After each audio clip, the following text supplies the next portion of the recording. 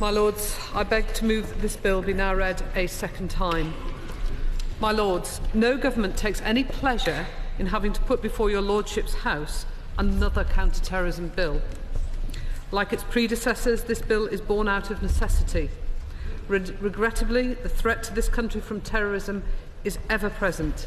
Indeed, the threat level has been at severe or higher for over 4 years, meaning that a terrorist attack is highly likely. And the police and security services now assess that over the last 2 years we have seen an enduring shift in the threat rather than simply a spike. It is easy to reel off statistics.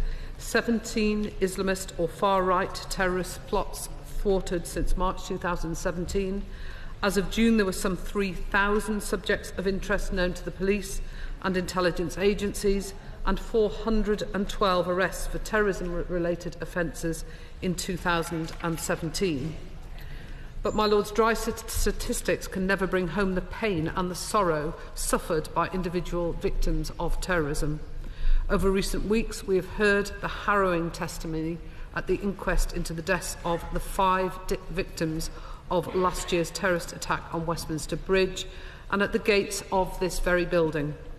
In this and the 4 subsequent attacks in 2017 in Manchester, on London Bridge, Finsbury Park and Parsons Green, a further 31 innocent victims lost their lives, and in total over 200 others were injured.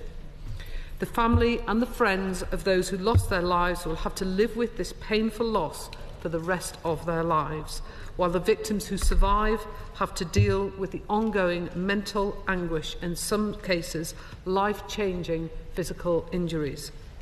As a government, we must do all we can to prevent such tragedies from happening again, although regrettably there can be no guarantee that every plot will be foiled.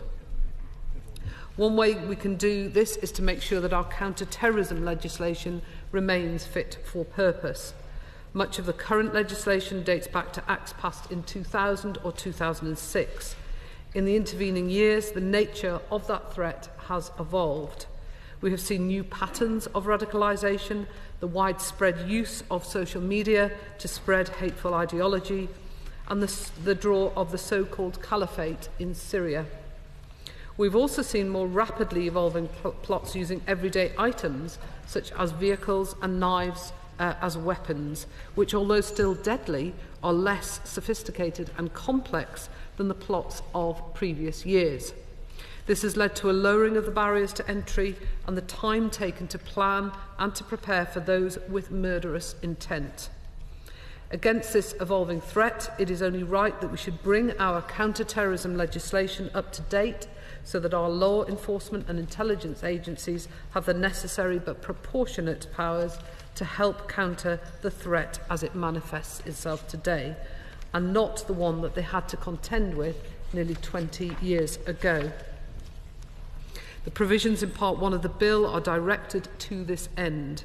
In reviewing existing legislation, we have listened carefully to our operational partners, the police, prosecutors and the intelligence services, but also to the current and the former independent reviewers of terrorism legislation. And I am pleased to see that Noble Lord Anderson of Ipswich is in his place, and we've also listened to we've also listened and responded to the debates on these provisions during the passage of the bill in the House of Commons. My Lords, first off, this bill closes a number of gaps in existing terrorism offences. Under Section 12 of the Terrorism Act of 2000, it is already an offence deliberately to invite support for a proscribed terrorist organisation, whether expressly or by implication. However, there are demagogues who, without intending to encourage others to support such groups, or at least without the prosecution being able to prove such an intention, nevertheless recklessly choose to voice their own support, knowing full well that the effect of their words will be to do just that. It is right that the criminal law should bite in such cases. The bill also updates Section 13 of the 2000 Act, which criminalises the display in public places of a flag or other emblem of a proscribed organisation in such a way or in such circumstances as to arouse a reasonable suspicion that the person is a member or supporter of a proscribed organisation. The provision in Clause 2 makes it clear that the publication of an image of such a flag or emblem online in circumstances which arouse that reasonable suspicion come within the ambit of Section 13. So, for example, a person would commit the offence if he or she posted on social media a picture of themselves taken in their bedroom and displaying a Daesh flag in the background, thereby making the image available to the public. And if taking all the surrounding circumstances into account, such a display aroused a reasonable suspicion that he or she were a member or supporter of Daesh. We are also strengthening the existing offence in Section 58 of the 2000 Act of collecting or possessing information likely to be of use to a terrorist.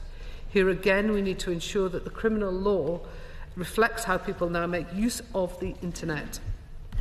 If someone were to download a document containing information likely to be of use to a terrorist, it would be in their possession and they would therefore be committing the Section 58 offence. If, instead of downloading the document, they were to view it online or to stream a video or audio recording containing the information without any record being made on their device, the offence would not apply. And this can't be right, my lords. The loophole is a clear illustration of how the criminal law has not kept pace with the digital age. Clause 3 therefore provides that a person whose views or otherwise accesses terrorist material online is within the ambit of Section 58 offence. But it is not the intention here to criminalise a person who unintentionally views such material, so the clause provides that there is defence for a person to show that they did not know or had no reason to believe that the material is likely to be useful to a person preparing or committing an act of terrorism. My Lords, this part of the bill also helps us to respond more effectively to the threat posed by foreign terrorist fighters, an issue which I know is of great interest to my noble friend Lord Milesford. We already have a number of powers to disrupt travel to conflict zones overseas, but here as elsewhere, we need to ensure the coverage is as comprehensive as it should be. Accordingly, the bill provides for a new offence of entering or remaining in a designated area overseas. The Home Secretary may make such a designation where he or she is satisfied that it is necessary to restrict UK nationals and residents from travelling to or remaining in the area for the purpose of protecting the public from risk of terrorism. Any regulations designating an area will be subject to the made affirmative procedure. Consequently, after they've been made and come into force, they will need to be debated and approved by both houses if the designation is to remain in effect. The designated area offence will be subject to a reasonable excuse defence. We are clear, for example, that defence would apply to a person travelling to a designated area for the purpose of providing humanitarian aid or to carry out work as a journalist. This defence will operate in the same way as the existing reasonable excuse defences in the Terrorism Act of 2000. Accordingly, once a defendant has raised the defence, the onus will be on the prosecution to disprove the defence to the criminal standard. My Lords, the bill also seeks to tackle the phenomenon of foreign terrorist fighters by extending the reach of the UK courts. It is not for the law enforcement agencies in this country to police the world, but when someone has travelled from the UK and committed a terrorist offence abroad, it is right that they should be brought to justice if they return here. Many terrorist offences are already subject to extraterritorial jurisdiction, and we're now extending the jurisdiction of the UK courts to cover further terrorism offences committed abroad, including activity that we've seen conducted by those who have joined Daesh, such as the dissemination of terrorist publications to individuals back in the UK and the possession of explosives for the purposes of an act of terrorism. My Lords, it's not enough that we prosecute and convict those who commit terrorist offences. we also need to ensure that the punishment properly reflects the seriousness of the crime and that our communities are protected by the courts, having the scope to hand down appropriately lengthy sentences. New sentencing guidelines, which came into force in April, will go some way in that direction, but the Sentencing Council and the courts necessarily have to operate within the current maximum penalties that are set out by Parliament. Having reviewed the maximum penalties for some terrorism offences, we are satisfied that they no longer adequately reflect the seriousness of the offending behaviour and the high level of harm that can be caused.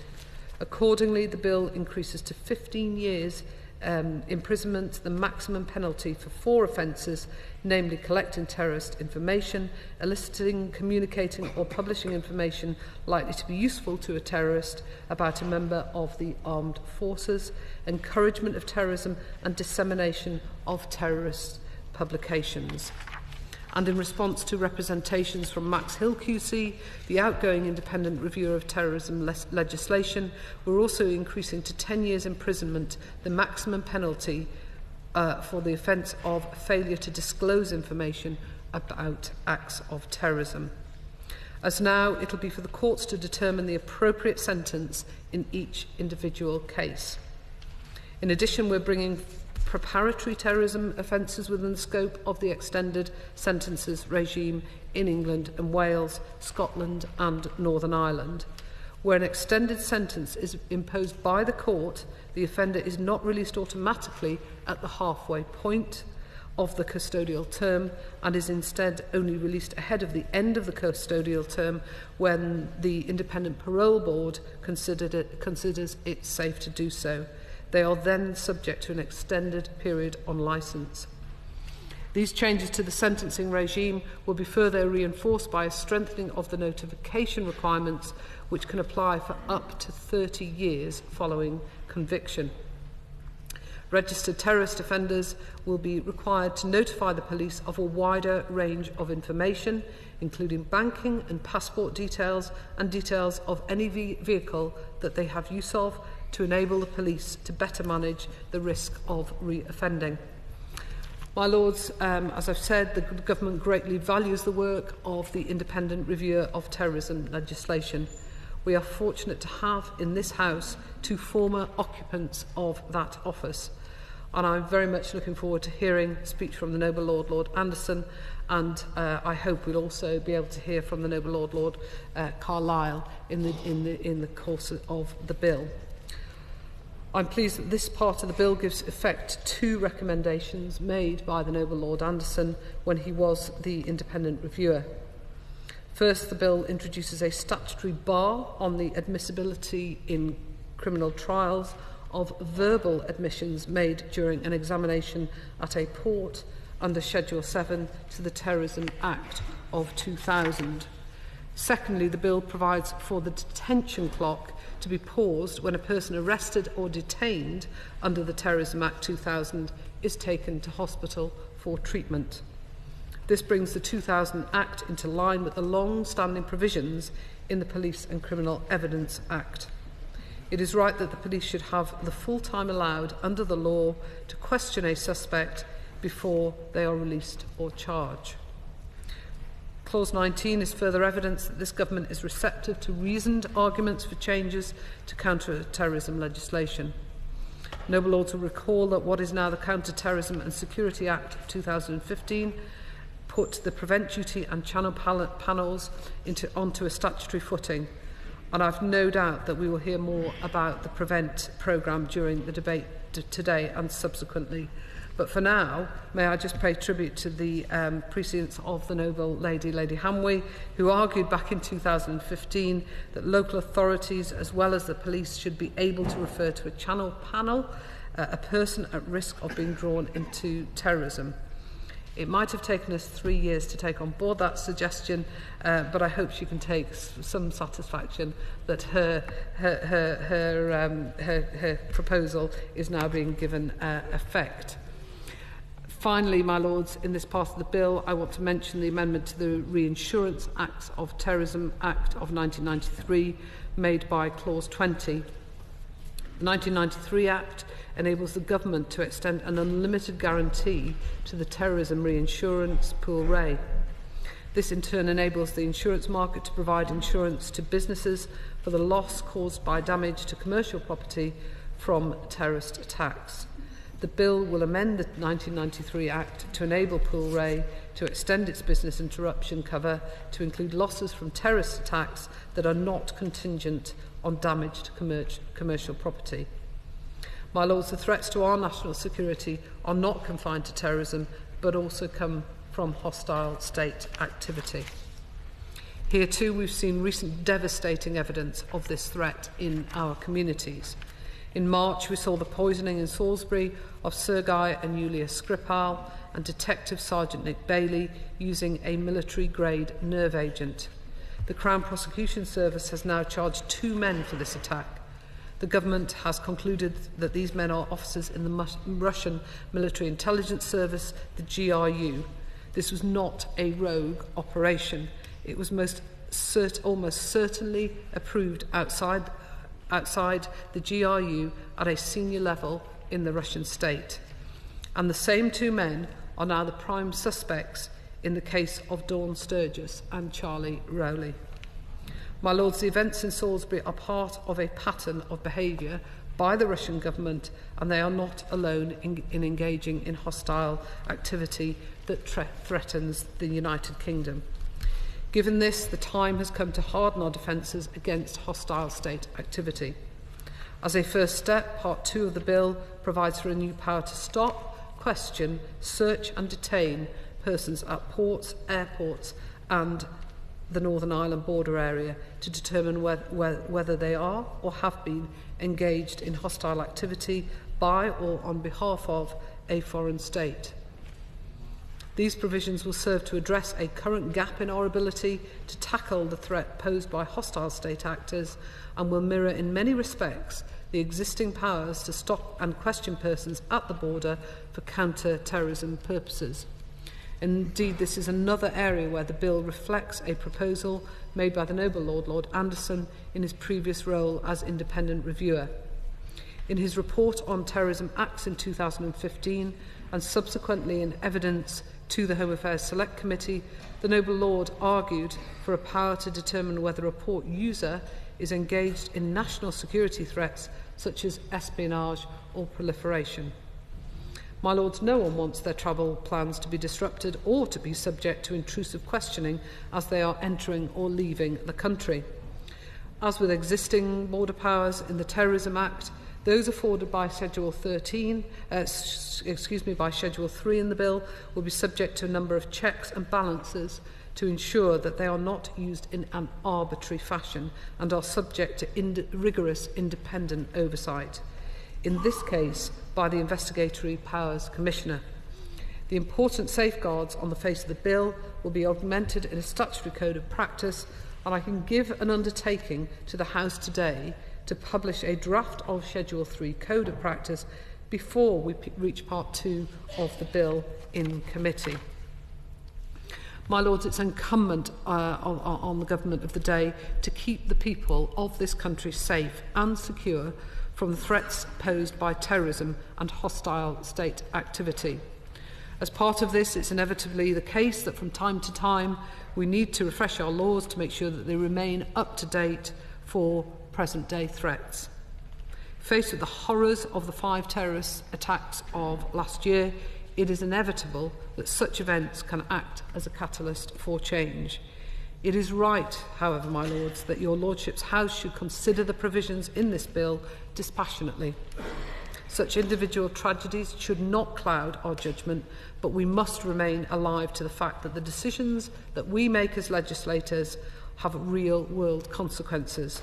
This bill will help reduce the risk of similar tragedies to ones that we saw in London, Manchester, Salisbury and Amesbury from happening again. And on that basis, my Lords, I commend this bill to the House. The question is that this bill be now read a second time. I'd like to thank the Noble Lady, the Minister, for her explanation of the content and purpose of the bill and the thinking behind the government's proposals.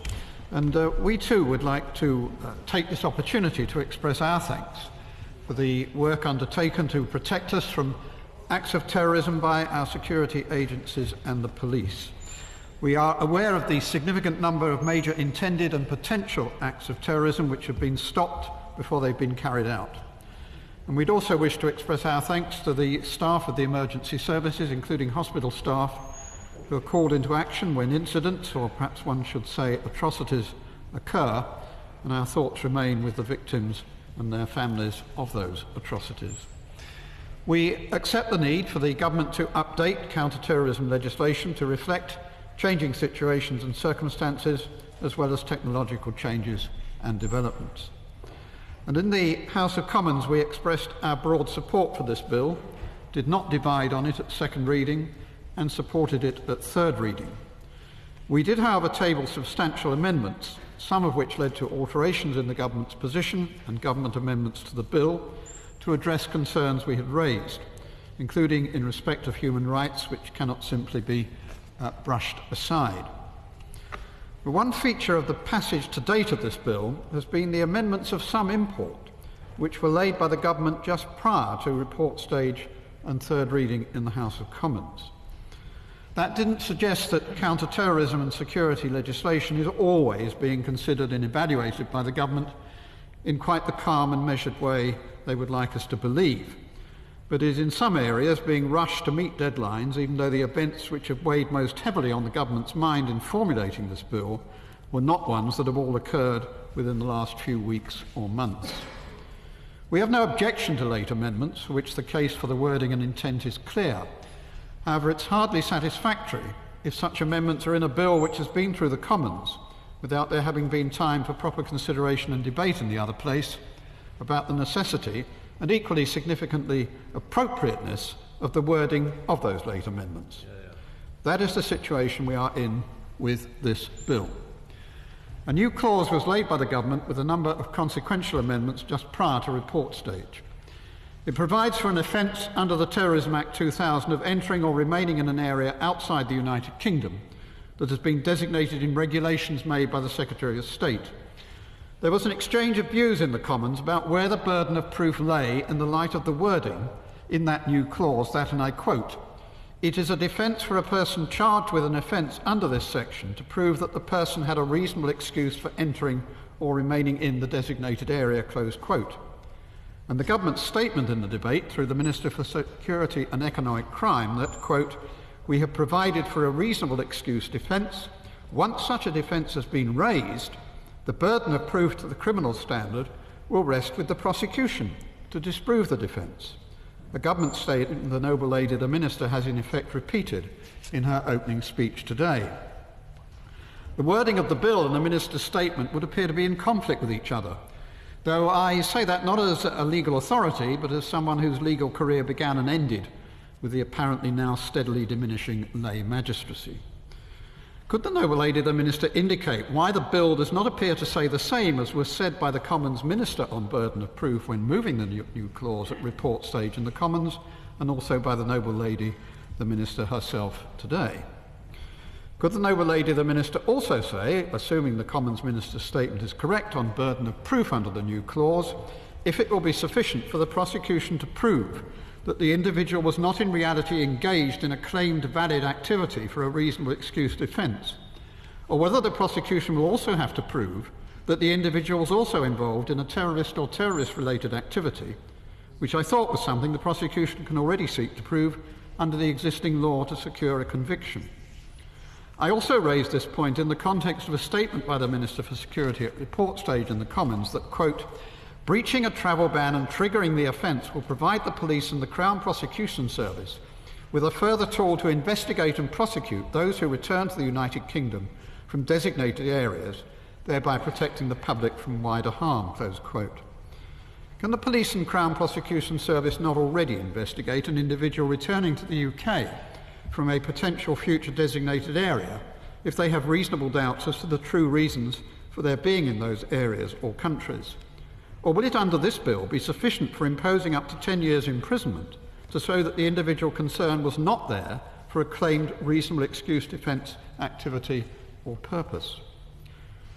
Indeed, the government appears to have some reservations of their own about this late new clause, which the government expect will only lead to, quote, few people being prosecuted. In the Commons at report stage, the Minister for Security said, and I quote again, "I recognise that we've introduced the measure into the bill late, and I apologise for that. However, we're in the Commons, and the bill will no doubt go to the other place, and I'm happy to discuss further how we can clarify it and safeguard it and make sure that it's not abused as a system, and that the reasonable excuse issue is further explored. I think that is appropriate," close quote.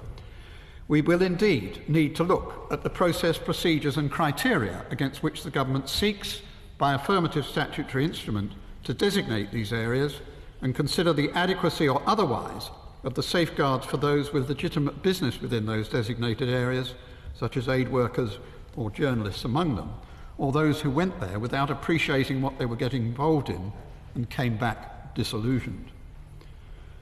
In the Commons, the government was asked by John Woodcock MP if they had, and I quote again, "an estimate of how many of the 800 Brits who we know went over to Raqqa during the recent conflict could have been prosecuted under this legislation had it been on the statute book at the time," close quote. The Minister of Security said he would write with a specific number, so could the noble lady the Minister tell us what the figure is? And I assume the figure will also, by definition, be for those who could not be prosecuted under existing legislation. Could the government also indicate how many designated areas or countries they anticipate there will be under the new clause?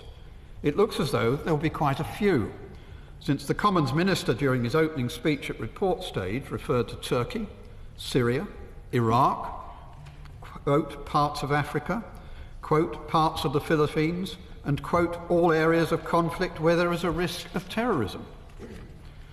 A further government amendment at report stage relates to the seizure of flags or other activities associated with a prescribed organisation, and would give the police the option of seizing such items on suspicion of committing an offence under the Terrorism Act 2000 without having to make an arrest, subject to that course of action being needed to prevent the evidence for a potential subsequent prosecution being concealed, lost, altered or destroyed.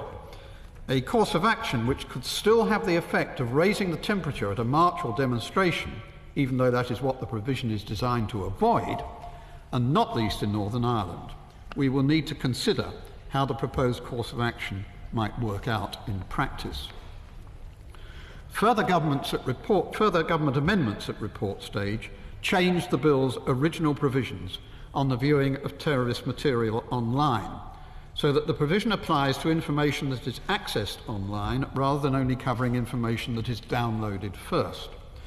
We will need to consider this issue further, since the bill now provides, instead of the much criticised 3 clicks test, for a reasonable excuse defence, if the person does not know and has no reason to believe that the information they are accessing is likely to be useful in connection with terrorism or terrorist-related activity. We will need to probe the position of those who might look at such material for legitimate and non-terrorist or terrorist-related intent, such as journalists or academics, or look at it inadvertently. There is an issue of proportionality which has to be considered. A further government amendment at report stage increased from 5 years to 10 years, as the noble lady the Minister said, the maximum penalty for failing to disclose information about acts of terrorism. It would be helpful if the noble lady the Minister could expand on the reasons that led the government to believe that the original maximum penalty of 5 years should be increased to 10 years, apart from the fact that it was also the view of Max Hill QC. Apart from legislation, a further aspect of the government's approach to address the threat of terrorism is the PREVENT programme. It has been in operation for some time now and has been the subject of both positive and negative comments. On the latter point, there is some doubt as to whether all sections of the community have confidence in the programme, and whether its aims and objectives, which include diverting people from involvement in terrorism and terrorist activity and strengthening community cohesion, are always being achieved. Some appear to regard PREVENT as primarily an intelligence gathering exercise. There's also an issue about the impact on the PREVENT programme and its ability to deliver its stated aims and objectives of the cuts in local government services, including those for younger people.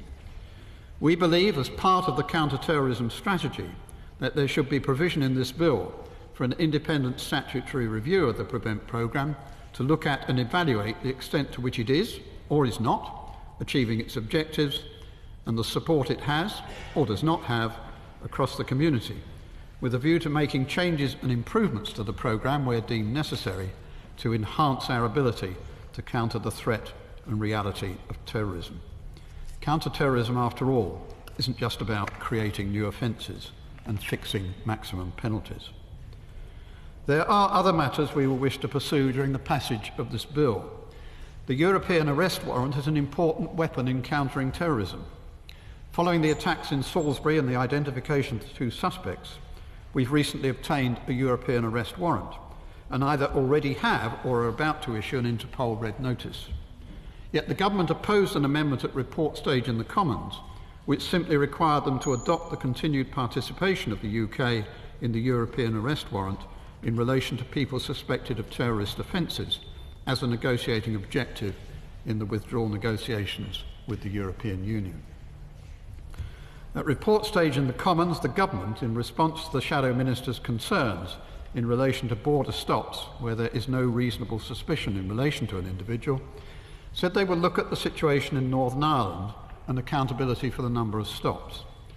That border represents 3% of the passenger numbers for the whole of the UK, but 18% of the stops. And there has to be transparency in how the stop power is used, a power to stop, question and detain without reasonable suspicion exercised by officials. We do not want to be creating a situation that looks like something akin to a hard border on this aspect between the north and south. When does the government intend to come back with the results of its further consideration on this point? And perhaps the noble lady, the Minister, could say. A further issue raised at report stage by the Shadow Minister concerned legal professional privacy and the provision in the bill for an officer not only to watch someone receiving legal advice, which is not new, but also to hear that legal advice being given. The Shadow Minister suggested that in order to overcome government concerns that have led to this provision in this bill, there should be a panel of lawyers regulated by the Solicitors Regulation Authority and the Law Society. The Minister for Security said he would look at the proposal before the bill's introduction in this House, and it would be helpful if the noble lady, the Minister, could say what the government's position now is on this issue. Whilst we supported the bill at third reading in the Commons, there are a number of outstanding issues which we flagged up at report stage, many of which I have referred to, including the need to look in more detail in this House at the significant late amendments tabled by the government just prior to report stage and which could not receive the consideration they should have done in the Commons. We will wish to pursue these points during the passage of this bill through this House, but it would nevertheless be helpful if the noble lady, the Minister, could respond to the specific points and questions I've raised today. We all surely have an interest in ensuring that this bill is balanced and proportionate, that its provisions are all necessary, and that it strengthens our hand in countering terrorism and terrorist activity whilst safeguarding human rights. My Lords, I'm grateful to the noble lady, the Minister, for the clear and helpful way in which she opened this debate on this very difficult subject. And indeed, I agree with much of what the noble Lord Ross has said, and I join with him and the noble lady in paying tribute to the work of the police and security services in combating terrorism. I also look forward to the maiden speeches of my long-standing friend, the noble and learned Lord Garnier, and of the noble Lord Tyree. Now, my Lords, on these benches we agree with the government in acknowledging the need for strong legislation to counter terrorism and to protect the public. So we accept the principles underlying many of the measures in this bill. However, the approach we take to this, as to all counter-terrorist legislation, is that we must balance the security imperatives to protect the public and to combat terrorism against the liberal imperative to safeguard our freedoms as citizens in a democratic society. And we assess each of the measures proposed with the following questions in mind. First, what is the purpose of the measure and what is the mischief it seeks to address? Secondly, is the measure necessary to achieve that purpose? Thirdly, is the measure a proportionate response to the mischief, having regard to the restrictions on liberty it entails, and in particular would a more limited response achieve the purpose in a more proportionate way? And fourthly, will the measure be effective in achieving its purpose? And I also suggest that we should approach these new powers having in mind that we may in future have not a government with genuine respect for liberty and democratic values, but a government prepared to ride roughshod over our freedoms as citizens. If the tests I set out are not met in the context of such a government, then the powers proposed should be opposed or limited by Parliament. In a number of areas, we believe these tests are not met in this bill. Some measures may be capable of amendment, others we believe are irredeemably bad. Section 1, Clause 1, creating a broad offence of expressing support for terrorist organisations, is drawn in very wide terms. We share the concerns of the Joint Committee on Human Rights that the offence must be restricted so as not to criminalise legitimate freedom of expression. As presently drafted, the clause is demonstrably not proportionate or sufficiently limited. And I'd add at this stage that Parliament has every reason to be extremely grateful to the Joint Committee on Human Rights for its careful work on this bill. Its existence and thoroughness help us ensure that human rights are respected when we consider legislation, and its reports deserve our closest attention. Clause 2 would criminalise the publication of images of clothing or articles arousing reasonable suspicion of membership of a prescribed organisation. Again, this is insufficiently restricted and disproportionate. It could catch honest and fair reporting, cultural work, international and political study, and stifle genuine discussion. Clause 3, relating to use of the Internet, is targeted on the legitimate objective of preventing the Internet from being used for terrorist purposes. But again, it is insufficiently limited. In spite of the reasonable excuse defence, there is a risk that the clause will operate to restrict innocent and harmless research and journalism. Clause 4, as Lord Rosser pointed out, added late by amendment in the House of Commons, giving the government power to designate areas outside the UK and to prohibit travel to such areas by UK citizens, is a radical restriction of individual liberty. Outside wartime, such a curtailment of citizens' rights is very difficult to justify, and I do not believe that the availability of a reasonable excuse defence adequately mitigates the violence that the creation of this offence would do to our liberties. The provisions in Clause 6 on extraterritorial jurisdiction seem to me to risk injustice both to UK citizens returning to this country and to foreign nationals travelling here. Much more thought needs to be given to the proper limits to the ability to prosecute here for offences committed abroad. My Lords, I turn next to sentencing and the provisions starting with Clause 7. I and many others in this House, in the senior judiciary and throughout the criminal justice system, have pointed out many times the dangers of sentence inflation. Yet elements of the populist press still urge on their readers and politicians to push for longer sentences. No one would argue that prison is not the proper punishment for terrorist offences. But longer and longer sentences are not the answer. Our prisons are overcrowded and understaffed, as well as violent. They do not function as places of reform and rehabilitation. Educational facilities are limited or non-existent. It is a fact that our prisons tend to radicalise their inmates, sending those guilty of terrorist offences for ever longer terms. It is more likely to encourage others to commit such offences than it is to reduce the threat to the public. The government will need to produce a stronger case before I will be prepared to support these provisions. My Lords, we will look at the numerous other powers and requirements proposed in the bill in the same spirit, seeking to ensure that any new powers meet the tests I outlined earlier. Where they do not, we will oppose or seek to amend them. Finally, my Lords, I add this. It is one of the ultimate contradictions of this extremely difficult period that while our government struggles to improve domestic counter-terrorist legislation, it nevertheless risks through Brexit abandoning most of the UK's international work in this area over decades. With our active participation, the EU has painstakingly constructed the most comprehensive and effective international network ever devised, certainly in a democratic context, to combat terrorism and safeguard public security. It has achieved this with great sensitivity to protecting democratic freedoms, supported by the requirements that EU legislation have regard to the Charter of Fundamental Rights, and that its implementation be monitored by the Court of Justice of the European Union. The government prepared Part 2 of this bill in response to the poisoning of Sergei and Yulia Skripal, as the noble lady pointed out.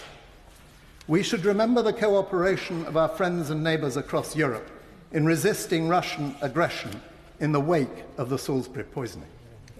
And is it not ironic that on the 5th of September the Prime Minister pointed out in the House of Commons that while Russia resists any extradition, we had obtained a European arrest warrant to ensure that if the two suspects ever travelled to Europe, we would be able to secure their arrest to bring them swiftly to justice in the United Kingdom.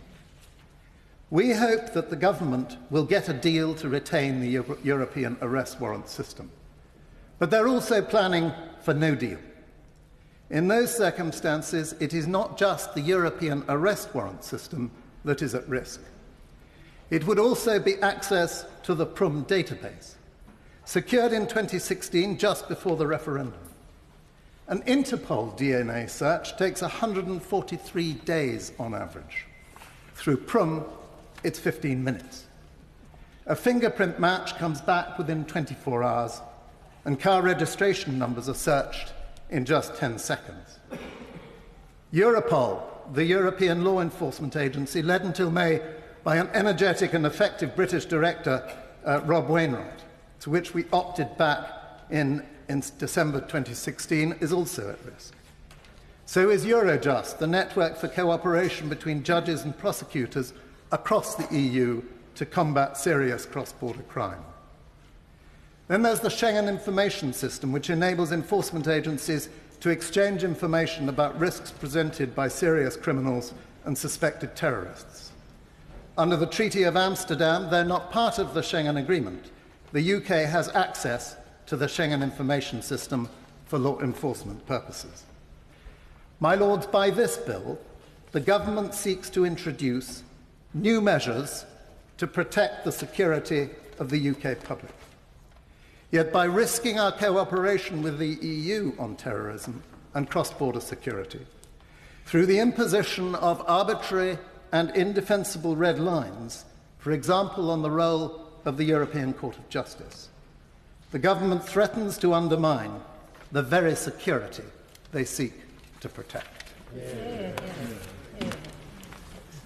My Lords, as the noble lady, the Minister, said in her introduction, it's sad in a way that we're here again dealing with counter-terrorist legislation. In the 10 years I've been in your Lordship's House, I've slightly lost count of how many times we've come back to this subject. Indeed, in my maiden speech, I spoke of 10 years ago, I spoke against the detention without charge for 90 days, then a government proposal, of terrorist suspects. And I very much look forward to hearing the maiden speeches today of the noble and learned Lord Garnier and Lord Tari on this subject.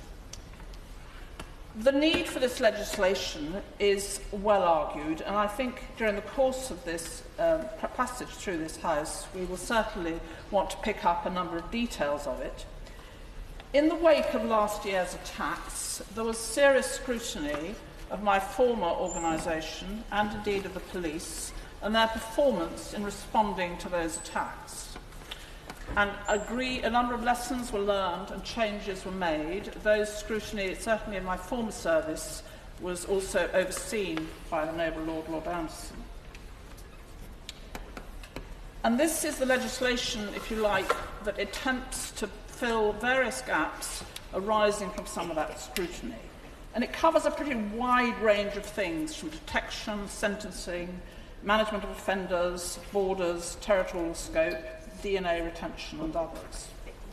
What's different is that for the first time that I can recall, there's specific information about the rise of extreme right-wing terrorism, and I'm sure we'll come back to that in the course of the discussions, and of course the familiarity, which I thought from my past was over, of Russian activity and Russian criminality in this country. I spent a year of my life interviewing a defector from the GRU 30 years ago. I did not expect that that information would still be current. So I think the issues are going to give rise to scrutiny of this House are really very familiar to us. Lord Marks mentioned some of them. I don't myself always acknowledge there's a balance between security and liberty. I think there's no liberty without security. I would say that, wouldn't I? Of course. But I think the right under the first part of the European Convention of the right to life argues that we should look very carefully at the suggestions that are being made to try and improve that. We're going to be thinking about what the threats are, and I've said not just terrorism, but also the affairs of state, what is necessary and what is proportionate, and where should our state draw the line. These are important issues. I could go on. I'd certainly, during the course of our discussions, I would like to pick up on Lord Mark's points about our relationship with our European friends on these subjects, which has been of critical importance throughout my former career, and which I'm sure people are working hard to ensure isn't damaged. At this early stage, I just really want to touch on what the Home Office calls the contemporary pattern of radicalisation. We know that the terrorist threat from Islamist terrorism is severe. We also know, though, that the pace of radicalisation is quite different to what it was a decade ago. It's very rapid indeed. It can be between breakfast and lunch. When I was in charge of a number of operations with Lord Mayor of Brighton, my colleague on the right, we often had plenty of time to consult the Crown Prosecution Service, to decide who was chargeable, to develop operations over weeks and indeed months. That is now rare, as I understand it, and that makes the life of those trying to detect these attacks in advance much more difficult. So the pace has changed and the scale has changed. I've said in this House before that I can scarcely imagine the figures. 3,000 people of security interest. That is way beyond the capacity of any security service or police force to monitor on a regular basis. And at least 500 active investigations into terrorist plots. I think it's also worth remembering, and I think some of the questions already raised are key, that a great deal is stopped that we don't hear about. And unless we're paying attention to when cases come up in the courts, we don't know how many are stopped, but it's substantially more than occur. So a question has to be, will these provisions of this bill increase the opportunities of preventing more of them? And that's, I think, what we'll be focusing on later in the debates.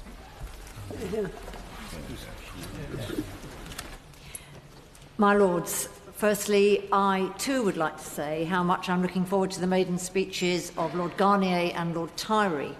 Lord Tyree will be well acquainted with these benches, having worked closely with my most reverend brother, the Archbishop of Canterbury, on the Banking Standards Commission, which he so ably chaired. In opening this debate, the Noble Minister, Baroness Williams, spoke powerfully and movingly about the terrible consequences of terror, the effect on people's lives, the suffering that is lifelong for people. It's in this context that I broadly welcome this bill, and I certainly recognise the difficulty of drafting and steering this kind of legislation. It is to walk something of a tightrope that was described by the noble Lord Marx. The current national security situation is complex, as is seen so sharply in our news headlines this morning. As this bill comes to its second reading in this House, I would like us to stay alert to that tightrope which we walk, to proportionality, and perhaps especially to the danger of unintended consequences. For example, in Clause 1, I echo Lord Mark's concern that in implementing this, we may end up criminalising the mere expression of a thought or a belief as opposed to action. Freedom of thought and expression is a treasured value in this country. As a bishop in the Church of England, it's perhaps not surprising that I hold dear Elizabeth I's assurance in relation to religious freedom that I would not open windows into men's souls. We need to keep a watchful eye so as not to imperil something which is so precious to us.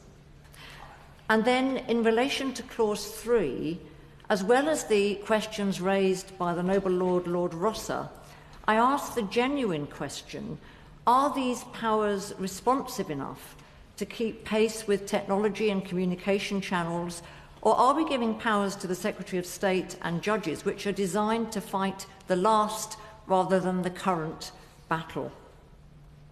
But finally, I wish to raise a wider concern.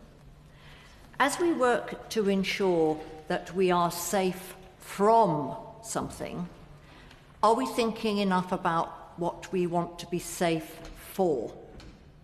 So, as we work to ensure that we're safe from terror, we need to check that we put an equal emphasis on being safe for a compassionate society. Safety from terrorism is of absolute importance, and when we get this wrong, the consequences are disastrous. However, it is equally important that we foster a society in which all of our citizens are able to feel safe and secure and can be free to flourish. Just last week, I met with Tyne and Wear citizens. We met in the Central Mosque in Newcastle, and what we heard was distressing. We heard from some women in the mosque that over the last period there has been a really sharp rise in the instances when women wearing hijabs are being abused on public transport in Newcastle and the surrounding area. They are absolutely now having to gather up a lot of courage to travel on the metro. This abuse is unacceptable in our society, and our desire to keep our borders secure should never jeopardise the safety of any of our citizens as they go about their day-to-day lives. In all of the complexities of this bill, and I don't underestimate the complexity and the complexity of the issues, it's important that we carefully nuance our discussions in order to avoid any religious or ethnic group being associated with those who wish to do our country and its citizens harm. My prayers continue to be for those who draft our legislation and who will administer justice in the light of it for years to come. I also pray for those who keep this nation secure, and it is my hope that we will continue to build a country which will allow all our citizens to feel safe and in which kindness and respect and courtesy abound.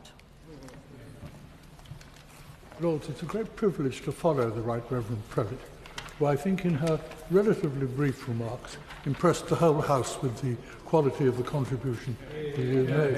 And I just wondered if any of her predecessors as Bishop of Newcastle would have dreamt of standing up in Your Lordship's house and saying, I've just had a meeting in the Central Mosque in Newcastle, which perhaps drew attention to the challenges and the differences that we now face in our country and we face in the world at the present time. And I'm very grateful to her.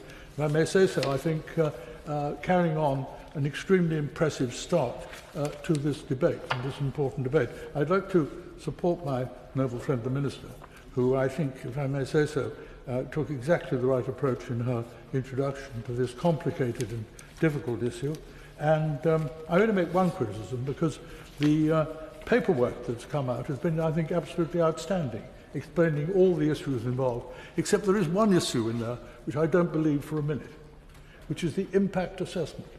And some bright gentleman has come together and said it's going to cost $49.8 million over 10 years.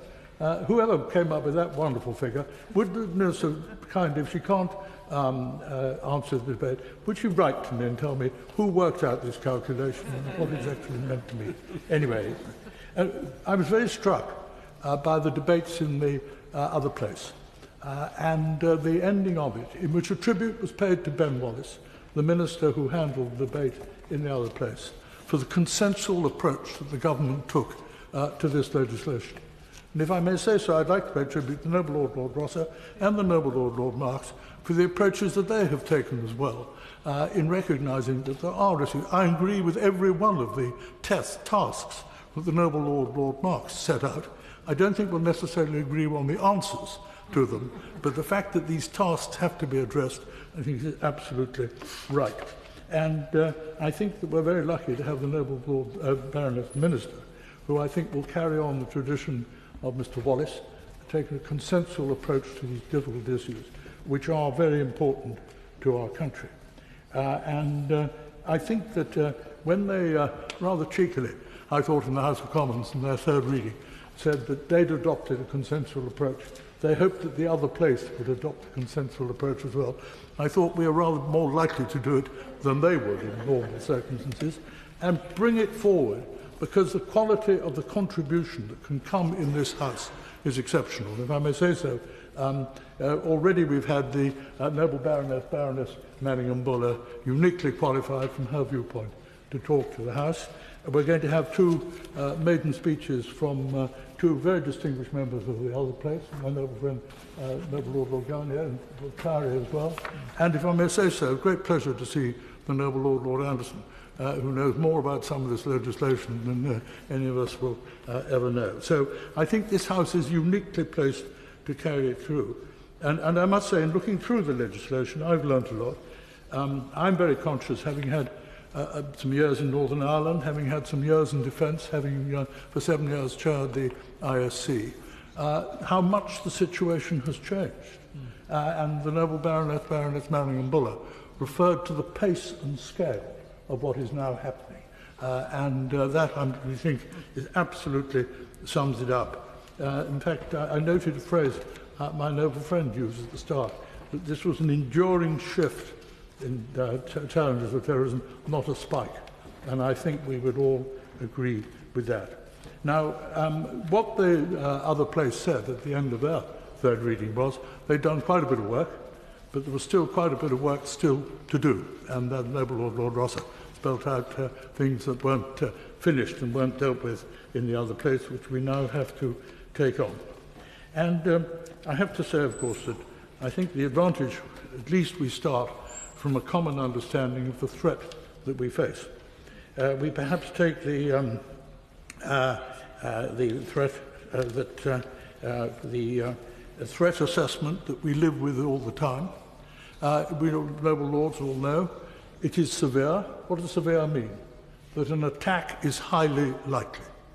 And we've got no excuse for not knowing that when we've been through what happened tragically on Westminster Bridge and in our own Parliament, when we went right on to Manchester and the tragedies of Manchester, London Bridge, Finsbury Park, Parsons Green, which could have been very bad indeed, I think, to my understanding, if he put his bomb together correctly, and we were extremely lucky in that respect. And since then, I understand, 12 Islamic threats, serious threats, have been thwarted, and I think 4 right-wing threats as well. And if I got the figures right out of this, that we've had 441 terrorism-related arrests, 72 people convicted of terrorism last year, 228 in prison at this stage for terrorist-connected offences. And against that, we have the challenge now of the pace which the noble Baroness referred to. Undoubtedly, the impact of social media is quite enormous. Some of us sat through part of the investigatory powers bill, and I quickly realised that ISIS knew a lot more about WhatsApp than I ever did, and that they were using it to great effect. And the speed with which extremist propaganda, extremist intelligence, knowledge and instructions on how to make weapons and bombs, all these things that can turn up on the social media, a major threat for us at this time. And taking it on further, I see the scale of the challenge, new complications. 74 groups, I understand, are now currently prescribed in this country. I tried to understand the phrases that turned up in the book. Everybody now will know what an RTO is, which is a registered terrorism offender, somebody at large who's guilty of terrorism offence and actually at large in our community who has to report in under certain regulations. SOPC, sentences for offenders of particular concern. And the other interesting thing, ATROS, which is anti-terrorism traffic regulation orders. And we know what that means. He's putting barriers up on bridges to stop cars running into them and killing a lot of people. And, of course, at the same time, we have a completely new dimension, which we're living with at the moment, of state-sponsored terrorism. Whatever the events of the Organisation for the Prohibition of Chemical Weapons, whatever happened there, whatever happened in Salisbury, the threats that we face, only in the last week, we've had the major Islam channel, UK TV, which has been hacked, I understand, by Russian hacking and causing considerable difficulty. And so we have a weekly occurrence. Now, I think the noble Baroness Manningham-Buller, said she'd lost track, I think, of all the bills that there have been, of all the acts of Parliament that have been. I wrote them down. We've had terrorism acts trying to address the problems of terrorism in 2000, 2006, 2008, 2010, 2011, 2015, and now we're heading for 2018. And I think noble Lord Anderson knows much more about some of those than I do. Of course, we know there is a need for effective action to counter terrorism. We cannot allow the protection of the public to fail for lack of effective legal powers. But at the same time, the proper protection of individual rights and freedom of speech is something that is the challenge for this House to ensure this legislation comes out, that we have got this balance right. And I think it's a challenge that this House is uniquely placed to achieve. Can I add two further points? One interesting suggestion came to me with Policy Exchange promoting at this time, that to meet the challenge of those who are betraying our country and who are going out to fight and kill against our own forces. And Australia and New Zealand have already taken action in this respect about people who are aiding the enemy in adapting the ancient law of treason together with a penalty of life imprisonment for people in that situation. And I imagine that during the course of the discussion, this is something that may come up again. I don't expect I'm the only person that Policy Exchange put this suggestion to. The second thing I'd like to agree on, although I don't agree that it should be amendment in this bill, is the issue about Europol and the European arrest warrant. It will be a travesty of negotiations between ourselves and the European Union if we don't come out with a satisfactory continuing arrangement for the European arrest warrant. It is, as I see the figures right, the figures are absolutely enormous. I think I saw 12,000 arrests, where we have 8 to 1, 8 times as many requests coming to us to find criminals that have caused offences of one sort and another in the European Union as actually were requests that we've made to them. And so I just say this, that I hope it's almost compulsory to say something about Brexit. Whatever comes out of the Brexit negotiations, it must include some continuing arrangement for the European arrest warrant in the interests of all the countries round that table who are involved and who have benefited from the present arrangement. My Lord, this is an important bill. There are some very important discussions, and I hope, as I said at the beginning, we can now go consensually forward. Well done. Too would like to thank the Minister for her introduction, and I agree with the noble Lord King. The speeches we've heard so far have given us a very thoughtful and helpful context for this bill. I speak from the Liberal Democrat benches, but I'm also speaking as a member of the Joint Committee on Human Rights. The two positions, of course, are not incompatible, as my noble friend Lord Marks has indicated, indeed, the reverse. And so, for background to some of my remarks, can I quote two paragraphs from the report which the committee made earlier this year on the bill?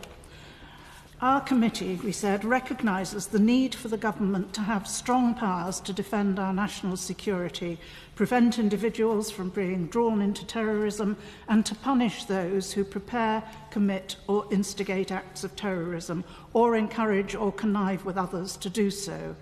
However, when these powers interfere with human rights, they must be clearly prescribed in law, necessary in the pursuit of a legitimate aim, and proportionate to that aim. And we went on to say, we're concerned that some of the updates, that's updates to existing offences, extend the reach of the criminal law into private spaces and may criminalise curious minds and expressions of belief which do not carry any consequent harm or intent to cause harm. In doing so, some of these offences risk a disproportionate interference with the right to privacy, the right to freedom of thought and belief, and the right to freedom of expression. I think the Minister, our Minister, will understand that approach, but I'm afraid I'm not being consensual in this. I can't let today pass without responding to comments made by the Security Minister, Mr. Wallace. At third reading in the Commons, he criticised the JCHR for not taking wider evidence. He said, it took evidence from Cage and other such groups. I don't know who he was referring to among the 13 who, in response to an open call, gave written evidence. They included such dodgy characters as the National Union of Students, the Muslim Council of Britain, Clive Walker, an advisor to the successive independent reviewers of terrorism legislation. The committee took oral evidence from Max Hill, still just the current independent reviewer, and from Liberty, and invited oral evidence from the Metropolitan Police, the Commission for Countering Extremism, and the Investigatory Powers Commissioner. There was a very tight timetable, and though they were invited, they were unable to attend. Not only did Mr. Wallace impugn our witnesses, he went on to say, I think the committee's duty was to be balanced, and in a letter to the committee said that our report was not set in the context of current threats. Yes, I accept that liberty requires security, and I resent very much the suggestion that the committee was not balanced. I resent that too on behalf of our witnesses who, on the basis of their own experience and backgrounds, would have been irresponsible if they had not voiced their concerns. Max Hill has gone out of his way to give credit, as he puts it, to the government before his more negative comments. He said, there are some good pragmatic solutions here for the modern world, but there are some aspects of the extension of existing offences that give me serious cause for concern. I also resent the suggestion that the committee ignored or was unaware of the threats. They've been referred to and described in this debate, of course. And I hope that by the end of the debate, the Minister will have found a different formula to describe the committee's work, including acknowledging that, like human rights, which are a matter of proportion and balance and are the scale against which we measure propositions, the committee's approach has been balanced. It's in the nature of scrutiny that we focus more on issues of concern in these debates. So, to give a flavour of these, and there's time only for that at this stage, we will have later opportunities, and I say that particularly to those outside this place who've sent us briefings. Not referring to those briefings and to the organisations does not mean they're ignored. On the contrary, they're very much appreciated. Starting with the new offence in Clause 1, we're troubled by the lack of clarity coupled with a low threshold of recklessness. I'm also myself unclear whether expressing an opinion using social media, I might plagiarise the observation that ISIS know more about it than I will ever do, whether directing that opinion via social media to someone who is, when it's open to whoever cares to look at it, does that come within the offence? There's a lot of material for the lawyers who will help us on matters of construction. But I will say now that arguments from the government that we should be reassured by the prosecution's sensible use of the public interest test are unlikely to convince me, because that's no substitute for getting the legislation right. The new offence in Clause 2 also seems to have a low threshold. And what if the suspicion is reasonable but wrong? We will no doubt spend time on the reasonable excuse defence to accessing material in Clause 3.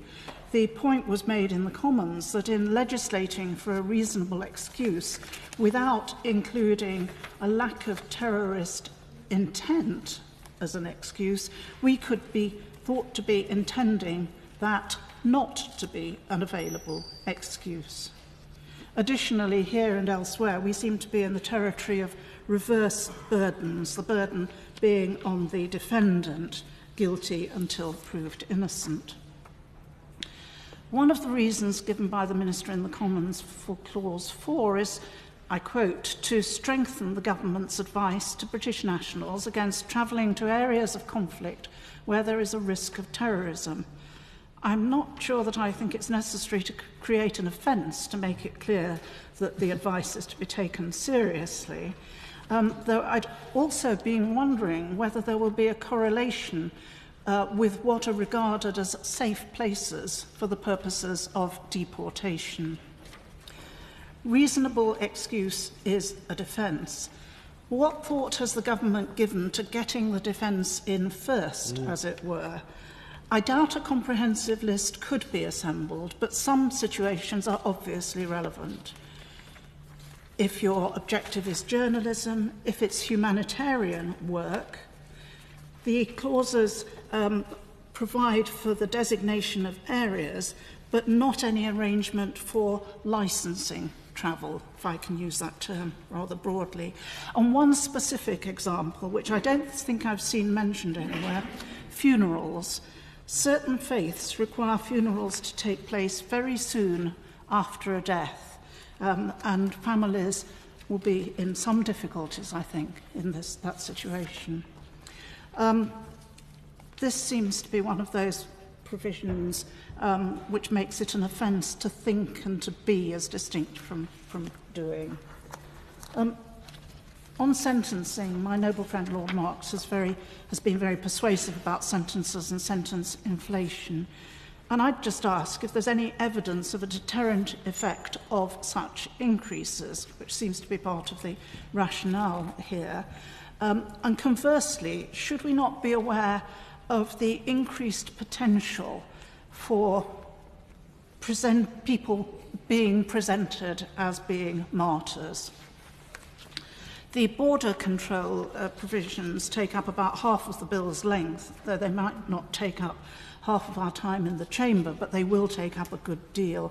And I look forward to hearing the Noble Lord Anderson's analysis of the restrictions on the use of what someone says when he's stopped at the border and the limits of those restrictions, both in the bill and their application to the old continuing Schedule 7 procedures.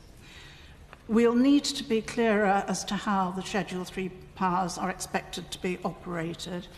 It seems that decisions to stop and search individuals will in fact be informed and known to be informed by intelligence and by travel patterns, which seems to me to weaken the arguments for a no suspicion power. Absolutely. And which is inherently unchallengeable.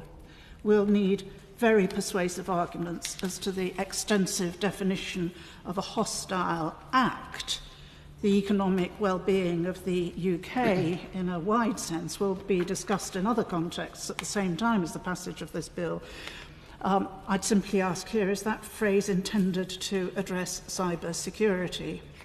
Serious crime, which is obviously not to be condoned, but it's not the most serious if it's crime which attracts a 3-year sentence, as defined, is crime which may be on behalf of another state. So are we now, for instance, to have stops if there is a suspicion or no suspicion of someone travelling while Russian or travelling while Asian?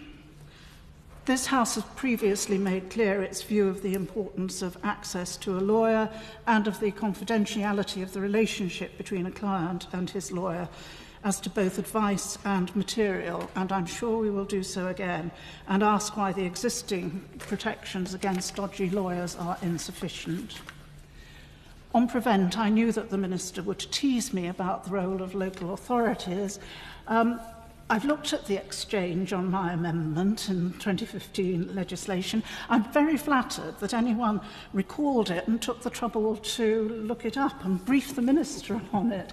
But I have to say, I don't understand why my amendments were resisted then and are now in the bill, and they are to put local authorities and police on a similar footing. There are a lot of issues around the powers, the duties and the functions in this. I would call it a safeguarding as well as a security activity, as well, of course, as resources, of which local authorities have a good deal less than they did in 2015. That, of course, is a thread which runs through everything. In conclusion, my lords, it's not surprising that lawyers, academics, journalists, people generally concerned with free thought, free speech and human rights have raised issues regarding this bill. These benches and the Joint Committee on Human Rights, on a cross-party basis, look forward to a vigorous committee stage aimed at achieving a very balanced bill. Yeah. My Lords, it's a pleasure to follow Baroness Hamwi, and I look forward to her contribution to the detailed scrutiny of this bill, which I'm sure will be extremely important. Can I also thank the Minister for her introduction, and I apologise for being a couple of minutes late for the start of her speech. I welcome this debate, and I especially look forward to two maiden speeches from the Noble Lords, Lord Garnier and Lord Tyree, both accomplished parliamentarians who I'm sure will contribute a huge amount both to this debate and in the future. I should draw attention at the start to my membership of the Intelligence and Security Committee. That said, this bill mainly concerns the work of the police and other criminal justice agencies, which are not directly scrutinised by the ISC. And I'm speaking for myself and not on behalf of the committee. I welcome the debate because I think it's entirely right to look at the scope of our existing legislation covering counter-terrorism and hostile state activity, particularly in the light of last year's attacks and the Skripal attack earlier this year. I too would like to take this opportunity to express my heartfelt sympathy to those affected by these attacks. The human dimension is all too apparent. I support the broad terms of this bill. It's an important legislative response to recent developments in the threat, both from terrorism and hostile state activity. And I look forward to the detailed scrutiny of this draft bill. I'd like to add my voice to those acknowledging the outstanding work of the intelligence agencies and the police at the present time. They face an unparalleled range of threats on three broad fronts: terrorism, particularly but not only in the name of radical Islamic extremism; hostile state activity, particularly but not only from Russia; and on the cyber front, this growing threat across a whole range of interests and spectra.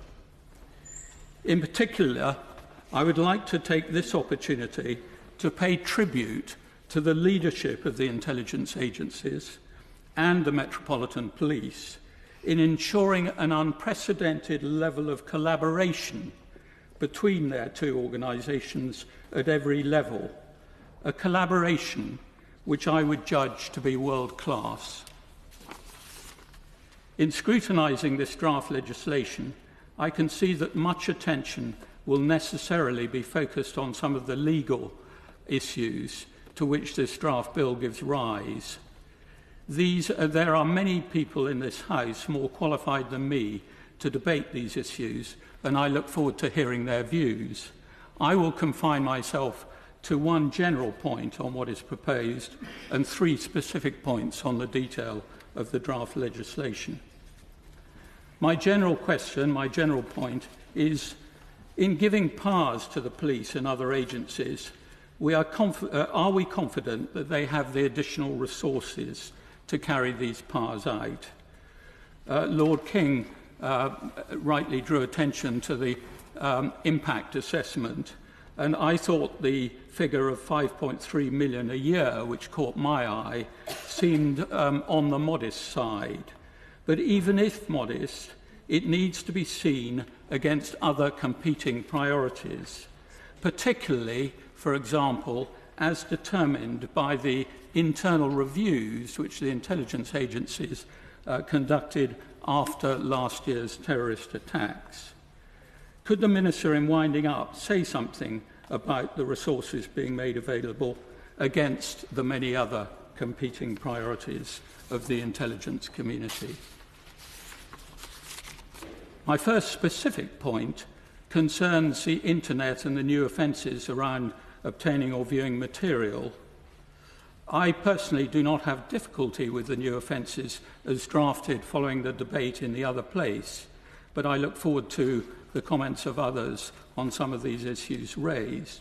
But there is another side to this story, and the other side concerns the responsibilities of the communications service providers. In the past, these providers have been slow to recognise their responsibilities in taking down extremist material, a point which the ISC report on the murder of Fusilier Lee Rigby drew attention as long ago as 2014.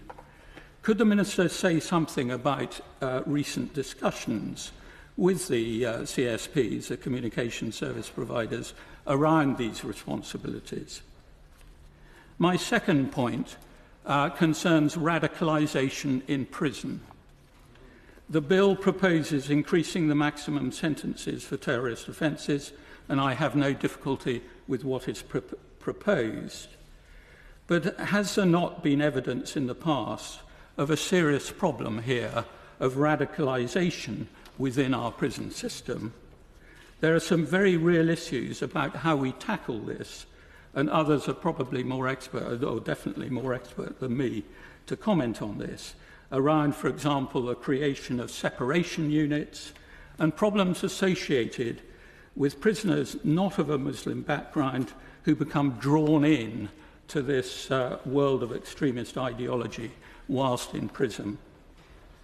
If the proposed bill has the intention to convict more terrorists and for longer sentences, have we the resources and techniques to ensure that we can prevent the creation of terrorist incubators in our prisons? My third point concerns the new designated area fence, which has already been commented upon. I entirely understand the aim is to deter some of those who will in the future try to travel abroad to support terrorist movements which threaten this country. And both Denmark and Australia have similar offences on their statute books. But despite some 900 individuals travelling from the UK to Syria, we have hitherto not pursued this option. So there's an obvious question, why now? And there are also questions of detail. What kind of criteria will be used to determine both the imposition of a designated area and the lifting of that designation? How will evidence usable in court be obtained? And as mentioned by other speakers, will the introduction of this offence have a chilling effect, particularly on humanitarian work? In other words, will it discourage genuine and much-needed humanitarian relief activities in designated areas? If there is a risk that those engaged in supporting terrorism increasingly try to claim some humanitarian cover in case they are detected. In conclusion, these points are in many cases around clarification about what is proposed. And as I've said, others better qualified than me will wish to comment on many of the legal points. I look forward to the debate on what I see as a modest, incremental, but very necessary adjustment to our current legislation to take account of the dynamic developments in the threat, both from terrorism and hostile state activity. But even if it's modest and incremental, it deserves our closest scrutiny. My Lords, it's a pleasure to follow the Noble Lord, Lord Janvrin, and as he was speaking and as other Noble Lords were speaking, I began to have some sympathy for the government on this issue because it's one of those areas where it's incredibly difficult to get the sort of balance that is needed to satisfy the whole of society. Although I've had dealings with the police in the past and I understand in some small way the problems of terrorism and the threat of terrorism, at the same time I speak here as somebody who, along with a lot of other people outside of here, who might actually come out on the wrong end of this legislation through innocence and through no fault of their own, simply because the areas are just too broad. And Clause 1 is a classic example. We have to be very, very careful when we're legislating about terrorism, because we can't throw out our values of freedom and democracy to try to protect against those who attack our freedom and democracy. And so there is a very careful line to walk. And we only have to look back at recent history to see how readily governments and security services have mislabeled people as terrorists. The iconic picture of Jeremy Corbyn being dragged away by police wearing an End Apartheid banner, for example, at the very time that the government viewed Nelson Mandela as a terrorist, and many on the Conservative benches were calling for him to be hanged. And it's not just recent history which puts heroes up against the full force of the state.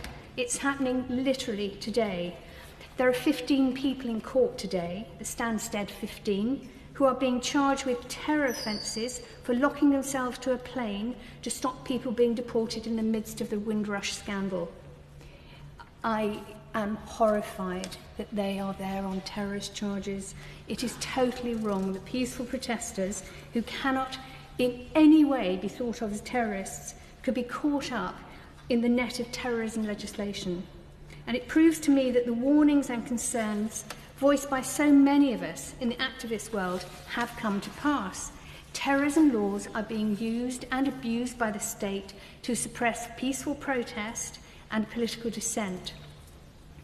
And other laws are being deployed against peaceful political activists and campaigners too. There are the fracking 4 who've been sentenced to 16 months in prison for sitting on top of a fracking lorry. And those brave activists have had their futures destroyed for taking a peaceful stand against the fracking dangers which are being forced on their community.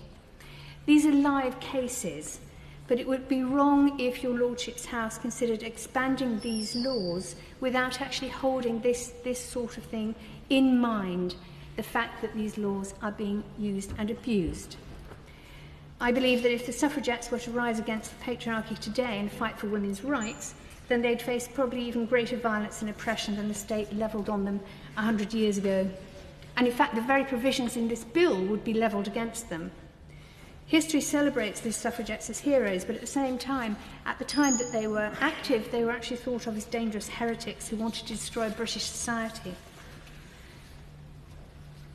I'm very concerned about Clause 1. I was delighted to hear the Noble Lord Marks and the Right Reverend Prelate Bishop of Newcastle and the Noble Lady Baroness Hamwee to talk about our rights and our freedoms and the fact that we mustn't compromise those when we're trying to legislate against people who wish to take them away. And this bill will make it a crime to express an opinion or belief which is supportive of a prescribed organisation. And as the Noble Lord King was saying about ISIS actually knowing more about WhatsApp or whatever it was than he did, I thought to myself, that's the sort of comment that actually could fall within the parameters of this legislation.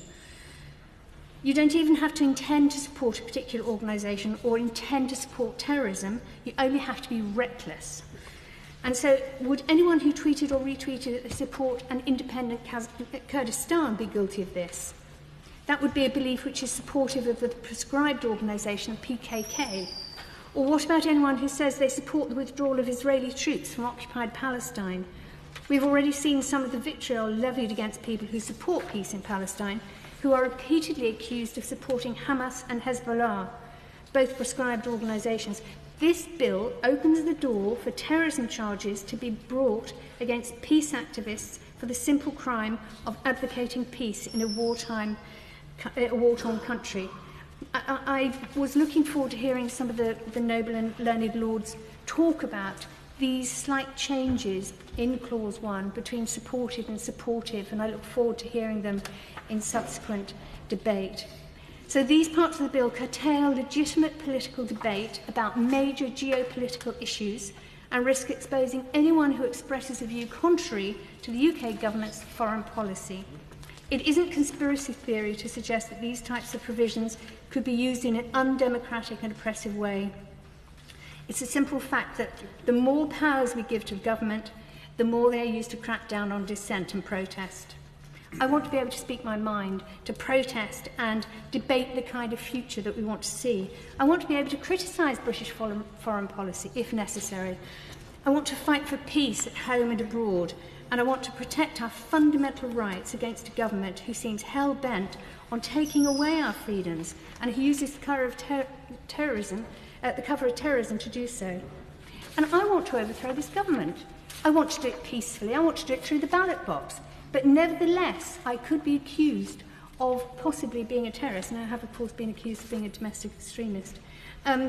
There are prescribed organisations whom my beliefs could be argued to support.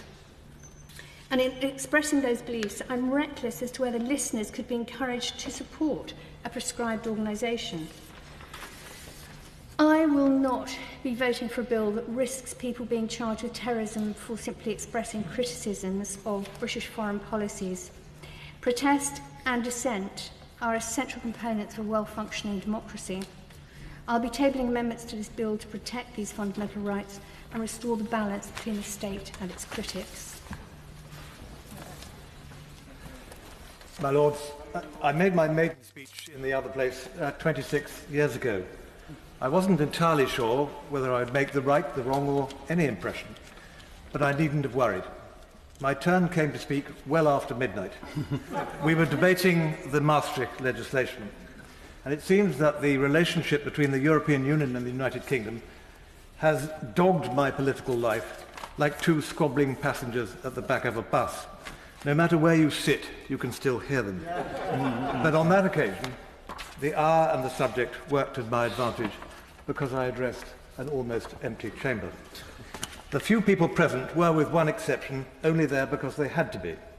The Deputy Speaker, the clerk at the table, the government and the opposition whips playing some demented game of chicken to see who would give up and go home first, the junior minister from the Foreign Office who was sensibly concentrating on his correspondence, and a handful of backbenchers who were waiting to speak and certainly not listening to me.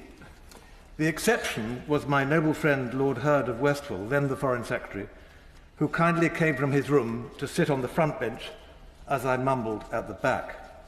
Sadly, he has retired from this House, but to me he represents so much of what is good in our public life. On this occasion, my lords, I find myself speaking to a fuller House, and at a much earlier hour than last time, and following speeches of great quality and great depth. However, I don't want to try anyone's patience, not least because of the list of speakers due to speak after me, who have far greater expertise than I, nor also because I want to hear my old friend, my good friend, the noble Lord Tyree, make his maiden speech as well. I want, though, to record, in the very short time that I've been a member of your Lordship's House, that I have been struck by the kindness, not least during today's debate, I have received from noble lords on all sides of the House and from members of staff in every department. Despite the fact that my peerage was announced on the evening before Prince Harry's wedding, and therefore the Harbour Mail had other things to report, I was delighted to find that one or two people were expecting me when I got here. I particularly want to thank my noble friends Lord Goodlad and Lord Young of Cookham for supporting me at my introduction. They were friends in the Commons, and they have stood fast to that friendship here. I've taken my territorial designation, Harborough, from the constituency in South East Leicestershire I represented for 25 years. Although I come from Norfolk, my wife's family have lived in Rutland, Leicestershire and Lincolnshire for many years, so I was delighted to be adopted by a constituency that covers most of South East Leicestershire between the City of Leicester and Northamptonshire. Despite my 25 years in the other place and my experience there as a back and front bencher, both in opposition and in government, there is much that is new to me here. The lines of communication between the two houses are not always well maintained. This is a very different place with its own characteristics, procedures, and traditions.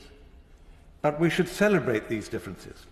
Let it not be thought that because our parliamentary system is old, it must therefore be bad.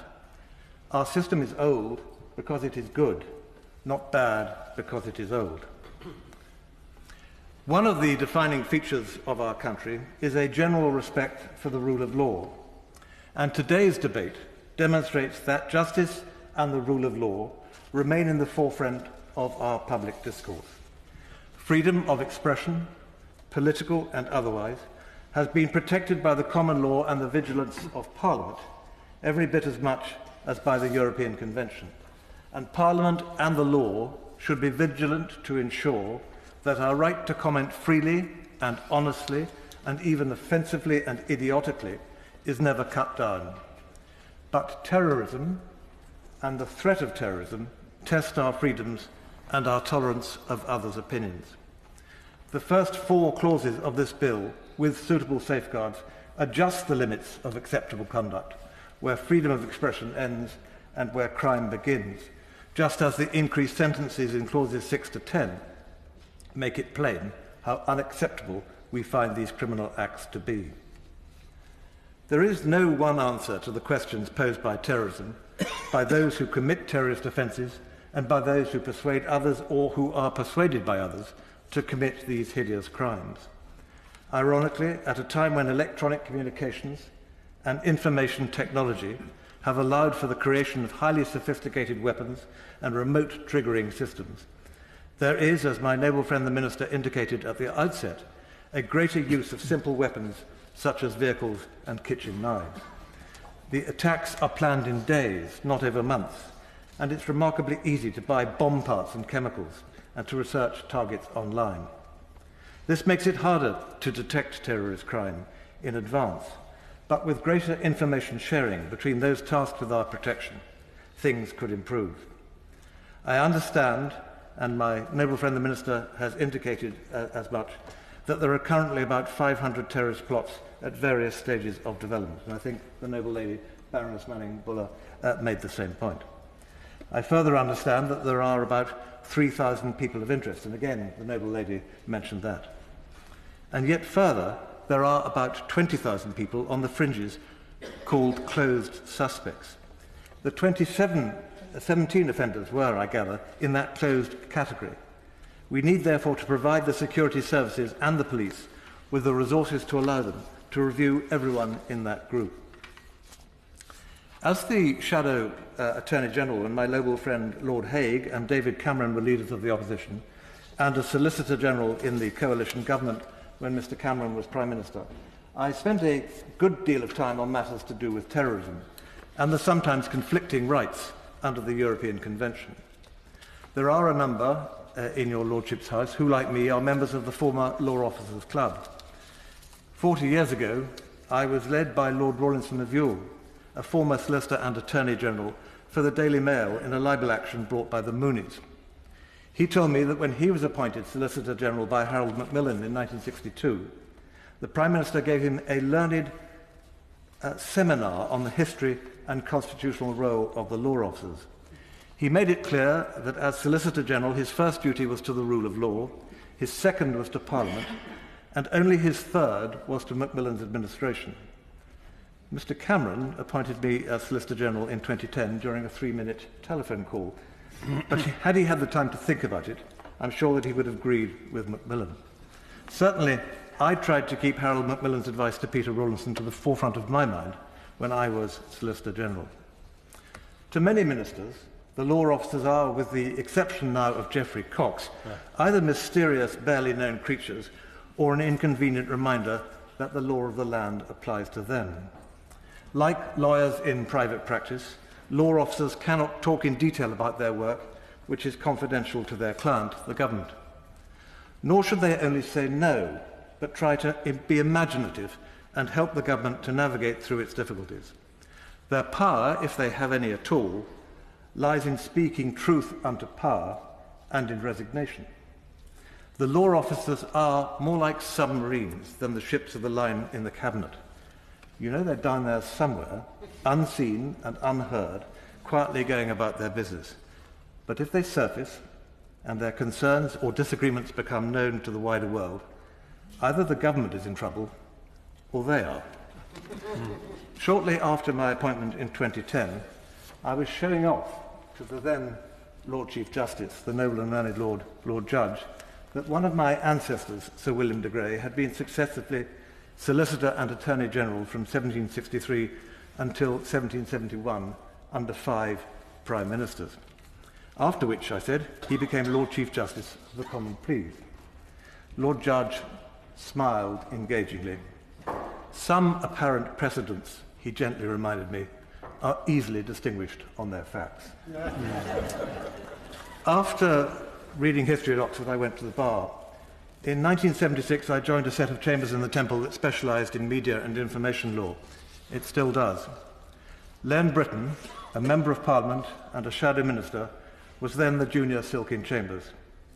My noble friend, Lord Britton, is sadly now dead, but he taught me that it is possible to be a practising barrister and a conscientious Member of Parliament, and that although lawyers are not everyone's favourites, we have our uses.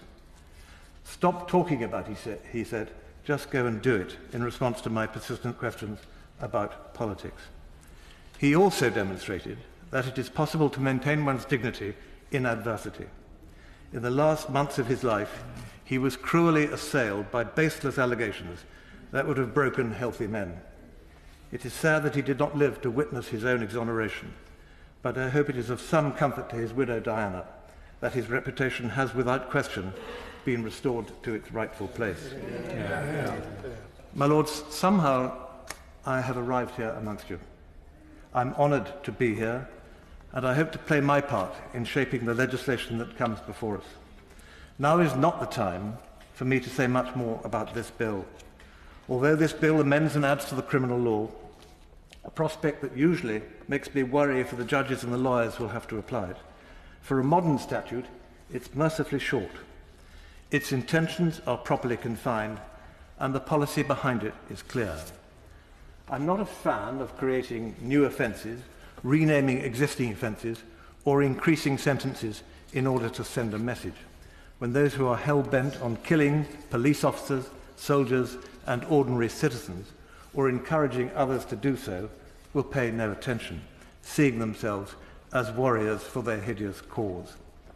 Nor do I forget that if the prison sentences set out in this bill come to be used, we will have failed to educate, to influence, to inhibit, or to prevent those who have committed terrorist acts. But this bill is, I believe, more than a message.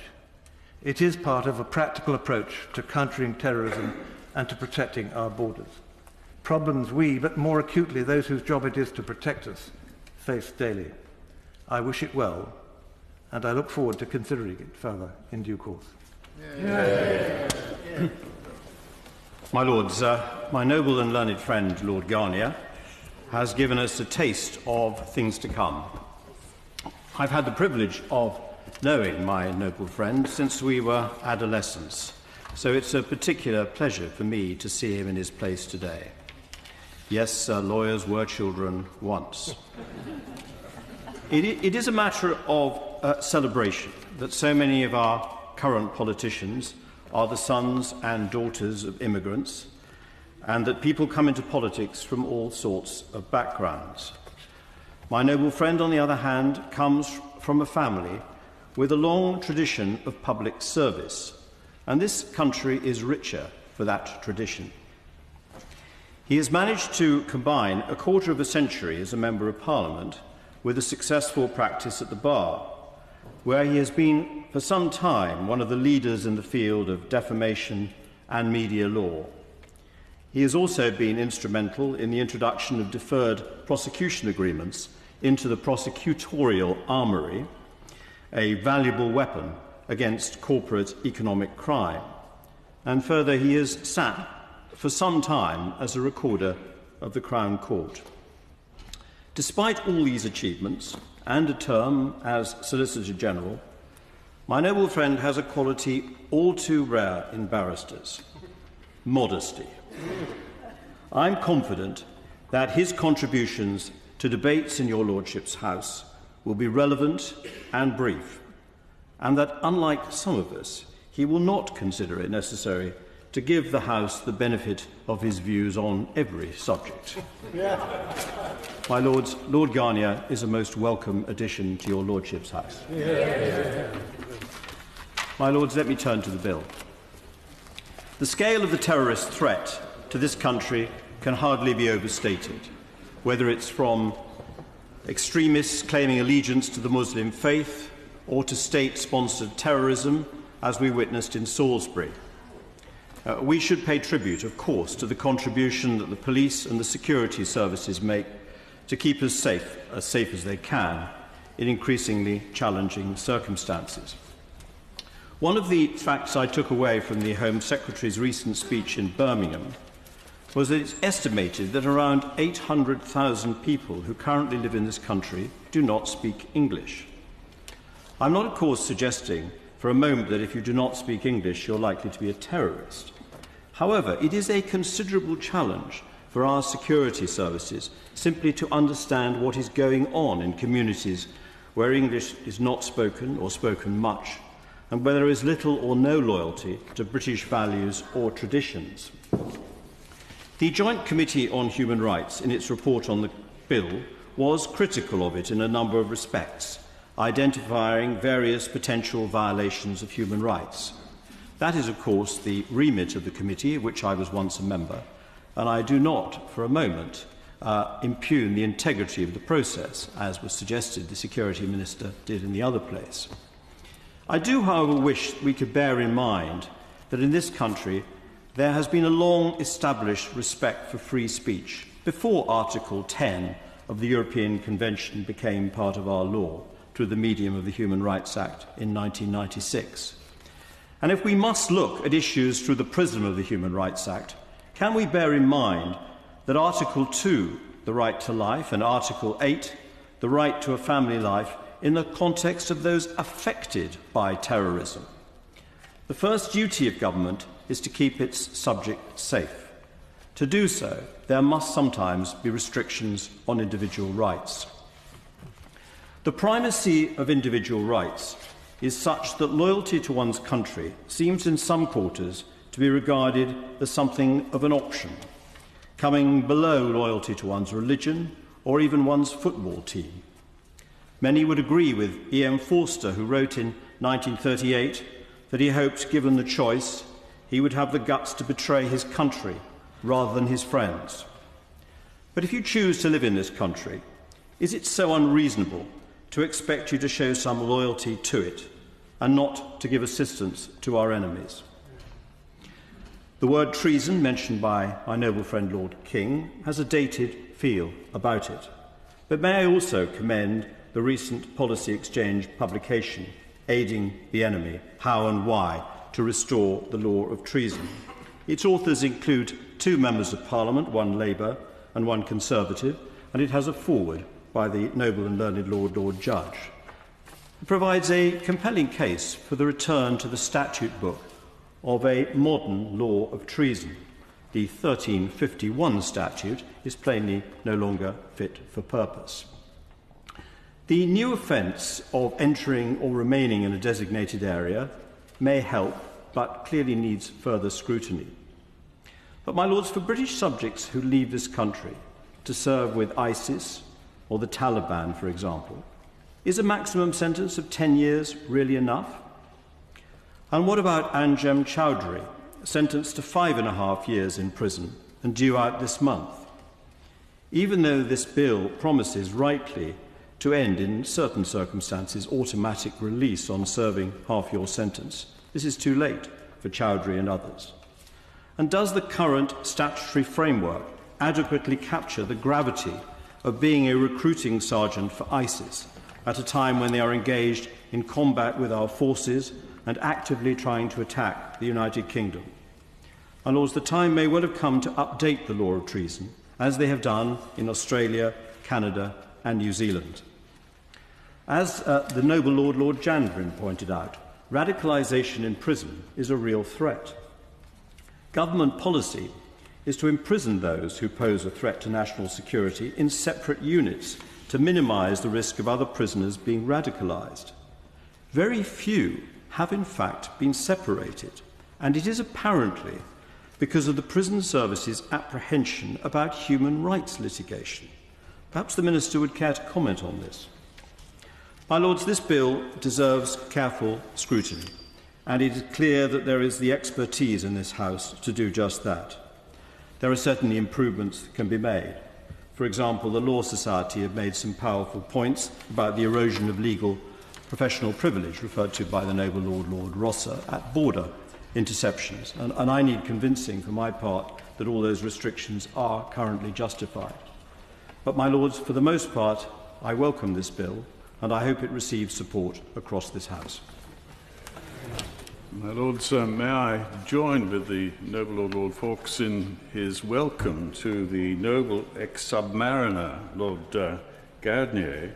I have this wonderful picture of the two of them discussing football and human rights over a pint as adolescents together. But I do welcome Lord Garnier's strong expression of his belief in the rule of law and of freedom of expression. I'm sure we shall hear a lot more from him about that. My lords, there are many aspects to this bill that we shall no doubt consider in committee, but I'm going to confine myself to 3. First, I consider Clause 1 to be unnecessary and a disproportionate interference in the right to free speech. Secondly, I want to emphasise the importance of private consultations with legal advisers And thirdly, I have some comments about the proposed designated areas offence. Clause 1 penalises the expression of an opinion or a belief that is supportive of a prescribed organisation. The state of mind of the accused must be that in expressing that opinion, he is reckless as to whether a person is encouraged to support that prescribed organisation. Now, there is already an offence of inviting support for a prescribed organisation under Section 12(1) of the Terrorism Act of 2000. And as for hate preachers, Section 12(3) reads, and this is the 2000 Act, a person commits an offence if he addresses a meeting and the purpose of his address is to encourage support, those same words that appear in this new clause, is to encourage support for a prescribed organisation or to further its activities. So what lacuna does this new offence fill? It adds reckless to purpose. Well, reckless is a word which has caused difficulties in the past in defining its meaning. Back in 1981, I argued the case for a Mr. Caldwell against the Metropolitan Police Commissioner before the Judicial Committee of this House. Caldwell had, in a drunken moment, broken a window and set fire to a hotel.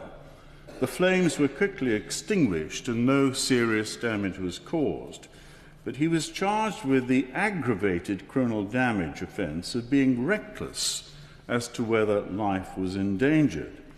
His defence was that he'd been so drunk that he'd given no thought as to whether life would be endangered and was therefore not reckless. The issue was whether recklessness should be judged objectively or subjectively. The problem with a subjective test is that the prosecution has to prove the defendant's state of mind, that he foresees the risk of harm. The problem with the objective test is that it criminalises those who genuinely did not foresee a risk of harm, including those such as children, people whose mental capacity is impaired, or indeed drunks. Lord Diplock in the Judicial Committee, contrary to my argument in favour of a subjective test, held that the defendant was reckless if he had not given any thought to a risk which he should have appreciated. So the committee at that time plumped for the objective test. It was not until 2003 that, in the case of RVG, that my argument succeeded, and the Judicial Committee, in a very rare exercise of their powers, overruled Caldwell and decided that the subjective test was appropriate. That was a case that involved two 11-year-old boys who'd set fire to a wheelie bin. The fire spread to the roof of a co-op store and caused £1 million worth of damage. They'd given no thought at all to the risk that might be involved by what they did. So what does reckless, under the current definition of that word, mean in the context of Clause 1 of this bill? It means that the prosecution will have to prove that the defendant, when he expresses his opinion or belief, actually foresees the risk that the person to whom it is directed will be encouraged to support a prescribed organisation, but nevertheless goes on to express that opinion or belief. So what does that add to the current criminal acts of speaking or writing with the purpose of encouraging support or inviting people to support? The use of the word reckless does not catch a person who does not realise the effect of his words on the listener or reader of a column.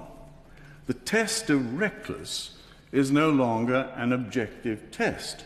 Simply expressing your own opinion is not enough, as the Right Reverend Prelate, the Bishop of Newcastle, with her very apt quotation from Elizabeth I, pointed out to us earlier.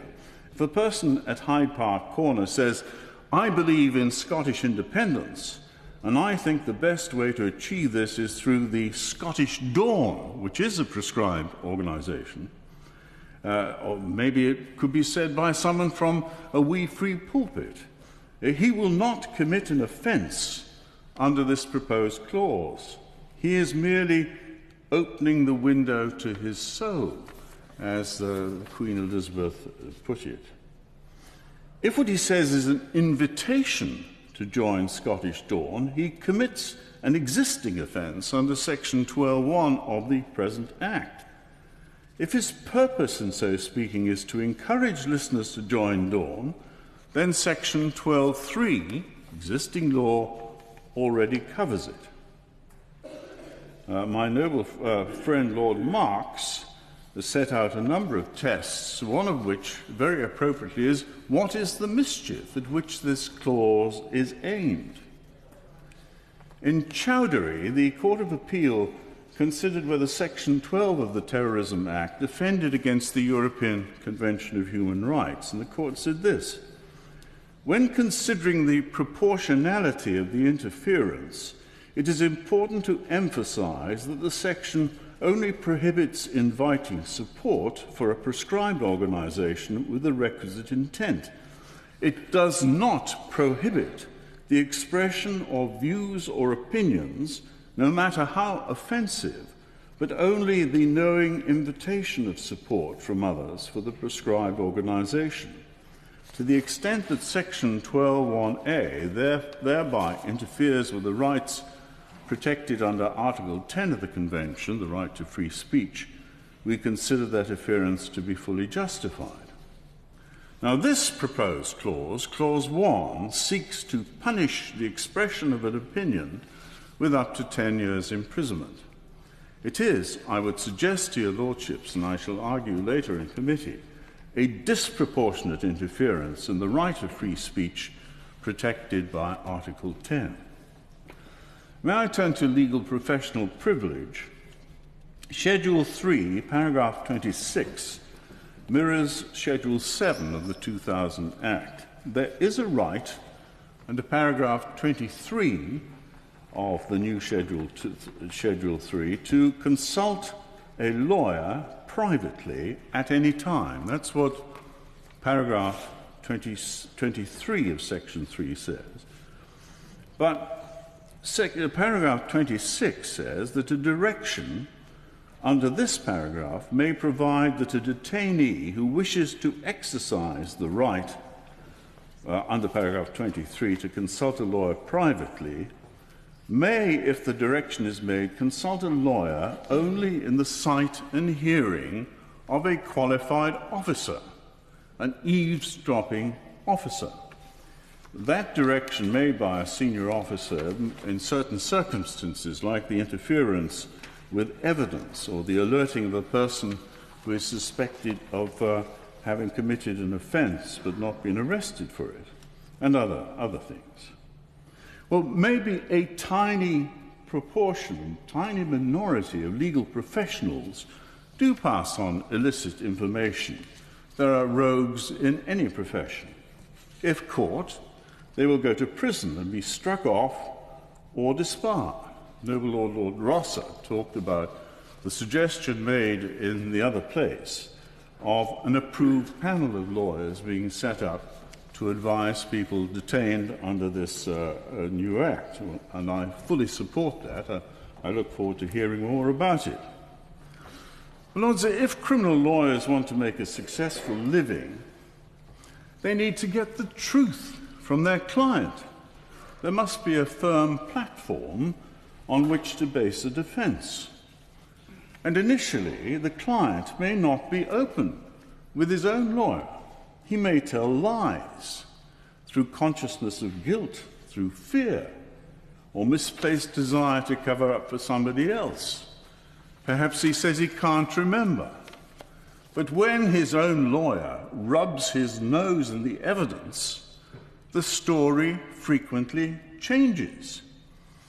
And it should be remarked that of the cases that appear in the Crown Court, between 60 and 70% plead guilty, very largely due to this activity that has been carried out by the defendant's own lawyer. But it's obvious that this sometimes subtle, sometimes vigorous process cannot take place in the presence of someone listening in, someone from the investigating authority. And the provision that appears in this schedule, as it appears in Schedule 7 of the 2000 Act, is contrary to the public interest in the widest sense. Lords, I remember being in the Court of Appeal where we lost an appeal in a murder case, and afterwards my client turned to me and said, "Well, now I'll tell you the true story." And he gave me an account entirely consistent with the prosecution case, which would have provided him with a defence. But he hadn't told me, and there was nothing I could do about it. It is important for people to realise that defence solicitors and barristers need to have professional privilege to see their client privately, to carry out the sometimes rough interrogation of their own client, which can lead only to the proper result. And Lords, finally, on Clause 4, designated areas and the reasonable excuse defence. Your Lordships should remember that although the Minister, Ben Wallace, now says that a reasonable excuse will cover persons entering or remaining in the designated area for the purpose of providing humanitarian aid or to carry out work for a foreign government or the UN, to work as a journalist or to attend the funeral of a close relative, he said it would be for the defendant to demonstrate that the defence applied. Once the defendant has raised the defence, the burden of proof to the criminal standard to disprove the defence would rest with the prosecution. Well, that's right, but there has to be some evidence to support the defence. It can't simply be raised by argument.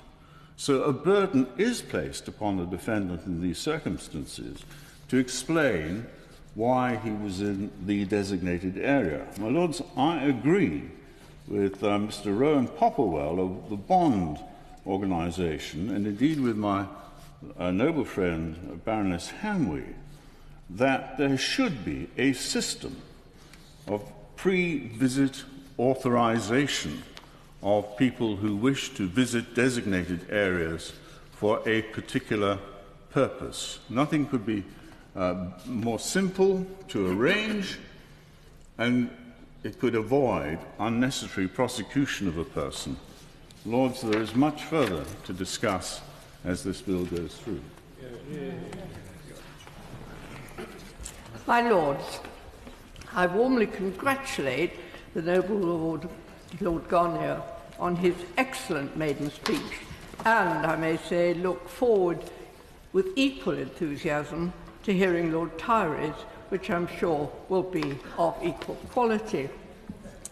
My Lords, clearly, as other noble lords have said, it is only right that after the terrorist attacks of last year, that the government should work hard to make sure that our anti-terrorism legislation is fit for purpose.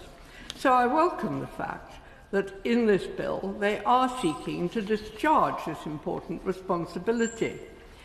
The challenge that they face in doing so is, of course, a difficult one. On the one hand, we must do all we can to keep our citizens safe. On the other hand, we don't want to introduce changes that fundamentally change the nature of our own society. It would be the supreme irony if, in seeking to preserve our society, we actually end up by changing what it means to be British.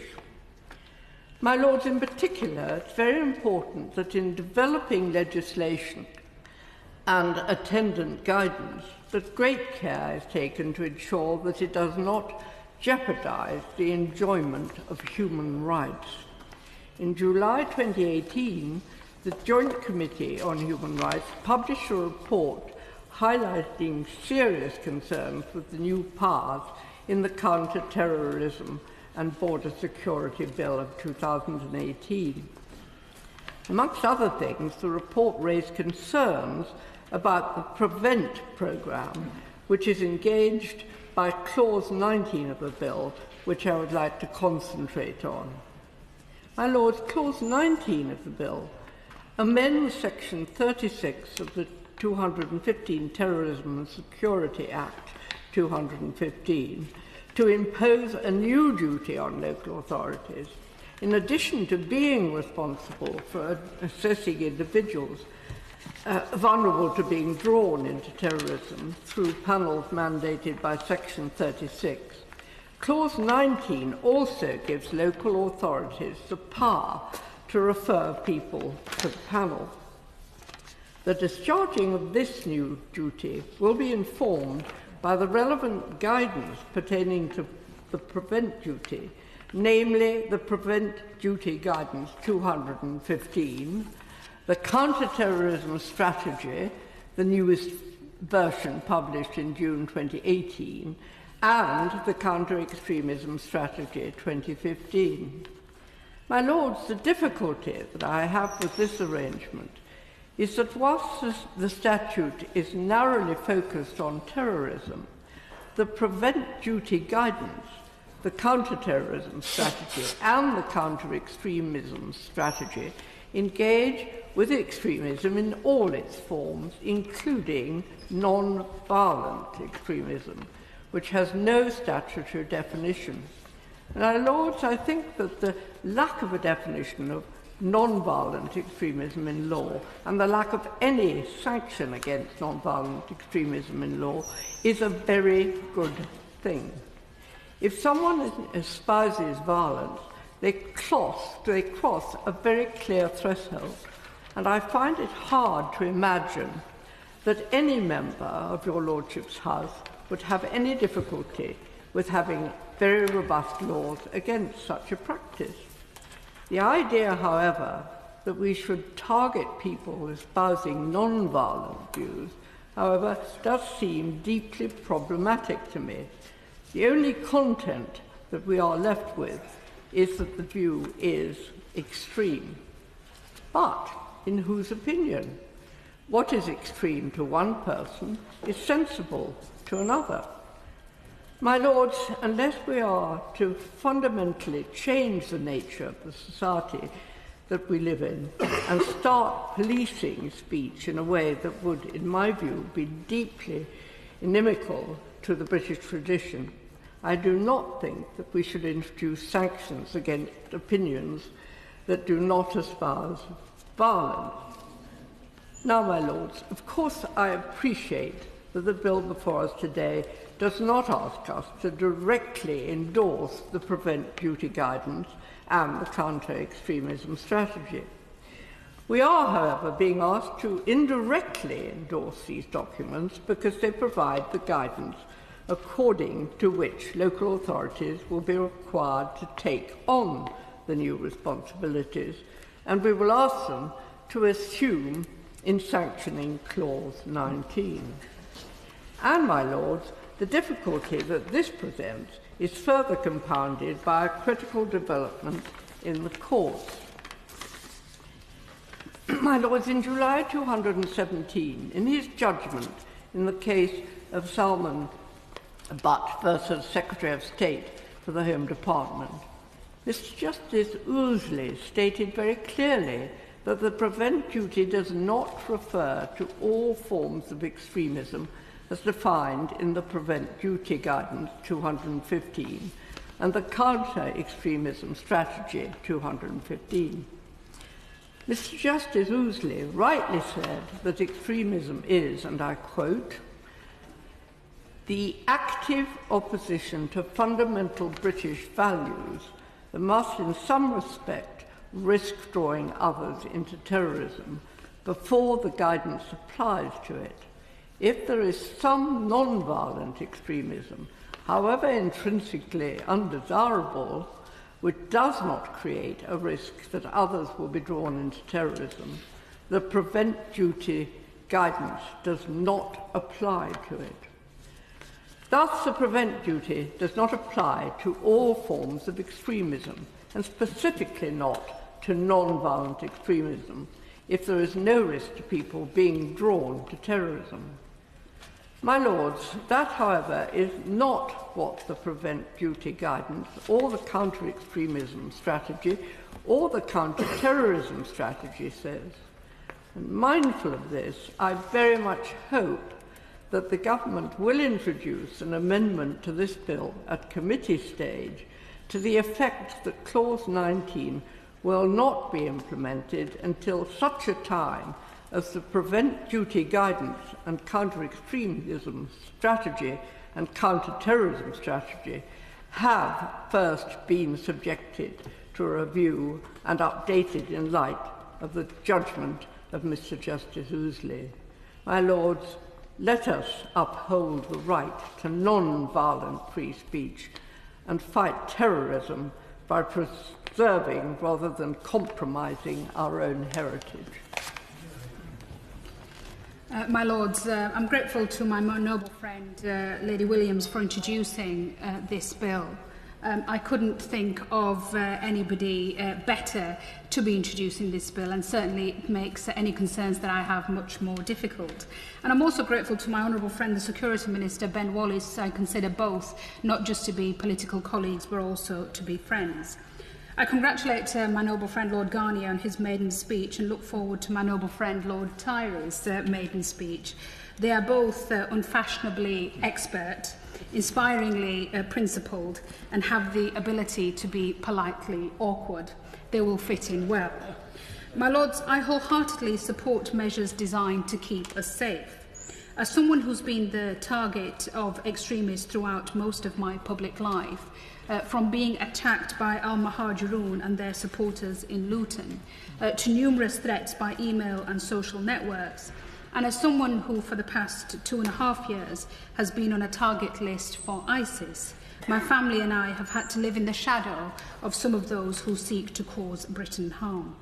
And so whilst I support some provisions of the bill, an increase in the custodial sentences of those who were aware of and do not disclose information on terrorist offences being one such proposal, I do, as a lawyer, have concerns that we should only make more criminal law if the current law and policy is simply incapable of being applied or indeed applied better.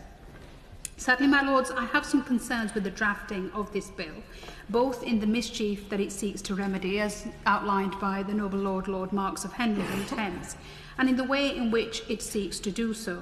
We must not, my Lords, become a country that polices thought, as explored by the Right Reverend Prelate, the Bishop of Newcastle.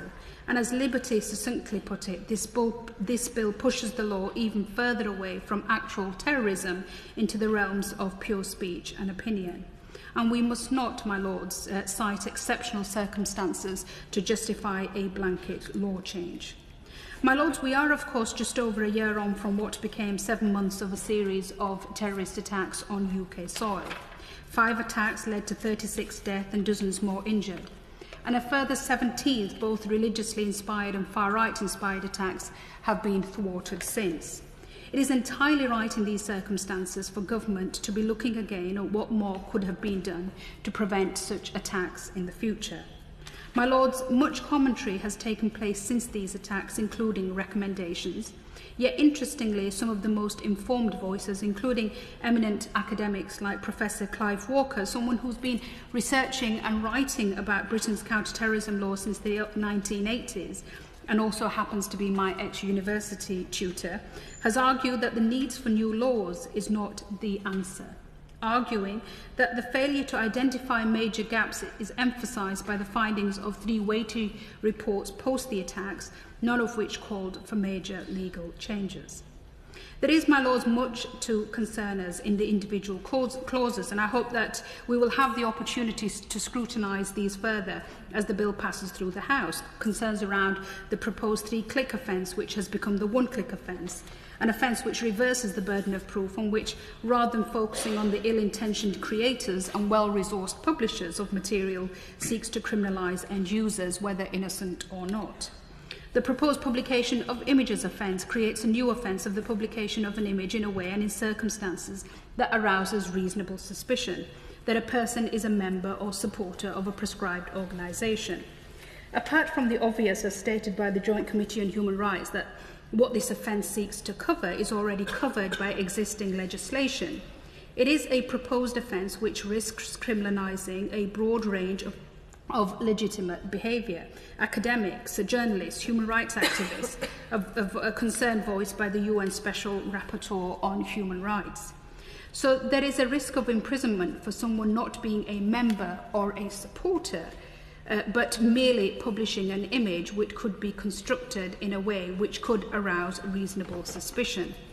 And this in a space where images can have a historical context and meaning far broader than the relatively modern and often cynical adoption by a terrorist group. The Irish flag is one such example. But I want to focus in detail today on one aspect, the lack of debate and engagement and consultation surrounding this bill, an issue raised by the Noble Lord, Lord Rosser. Let me use one example, the late introduced proposed designated area offence, and specifically a lack of engagement with those groups likely to be disproportionately impacted by this bill, such as journalists, human rights activists, British citizens with families in areas of the world that could be so designated, aid workers working in areas of acute humanitarian crisis, a community I am a part of, British Muslims, and of course a community which most members of their Lordship's House are a part of, the naturally curious. And alongside mistakes and clumsy applications of this proposed offence, the scope for the abuse of the use of designated area is real, either as a carrot or a stick to pressurise or seek favour with foreign countries and to legitimise or deem illegitimate political disputes around the world. Selective use of this provision would leave people helpless even where there is no risk of harm to the United Kingdom and could deter the proper reporting, for example, of a conflict. The much simpler answer would be something I've advocated for many years, that in a globalised world with multiple identities, many which overlap borders, rather than zoning no-go areas, make a simple no-fight rule and criminalise any person from travelling abroad in any conflict to take up arms for any foreign despot group or even government. So if you are British, you fight for and on behalf of the British Armed Forces and no one else. My Lord's, intervention at an early stage was one of the reasons cited for this bill in the government's explanatory fact sheet. This early stage intervention is nothing new. It's the prevent strand of the 4 pillars of the contest strategy alongside prepare, protect and pursue. It's a policy which has been in place since 2003 and in the public domain since 2006. It's a policy which fundamentally was about communities leading the battle of ideas to challenge some of the views and behaviour that could become the basis of terrorism. It's a policy which over the last decade has significantly shifted. My Lords, I agreed with all 4 strands of the original contest strategy, including the early thinking behind prevent. For me, the prevent policy was, and still should be, and could be, a battle between violence and democracy, based on a belief that everyone has a right to their view, providing it does not break the law, or incite or encourage someone else to break the law. Unsavoury views are something democracy, if it works, should be able to temper, although the latest US presidential election has left many questioning that notion. The battle of ideas about violence and the justification of violence is one in which government needs to be a player, and quite rightly stand against groups that promote such. It is right that the battle of ideas and views on everything from tax to torture, farming to family to foreign policy, welfare to wind farms is debated and accommodated through our parliamentary democracy. The battle of ideas was but one part of the prevent work, alongside tackling discrimination, engaging communities and addressing grievances. The prevent strategy, however, over time, slowly started to shift its emphasis.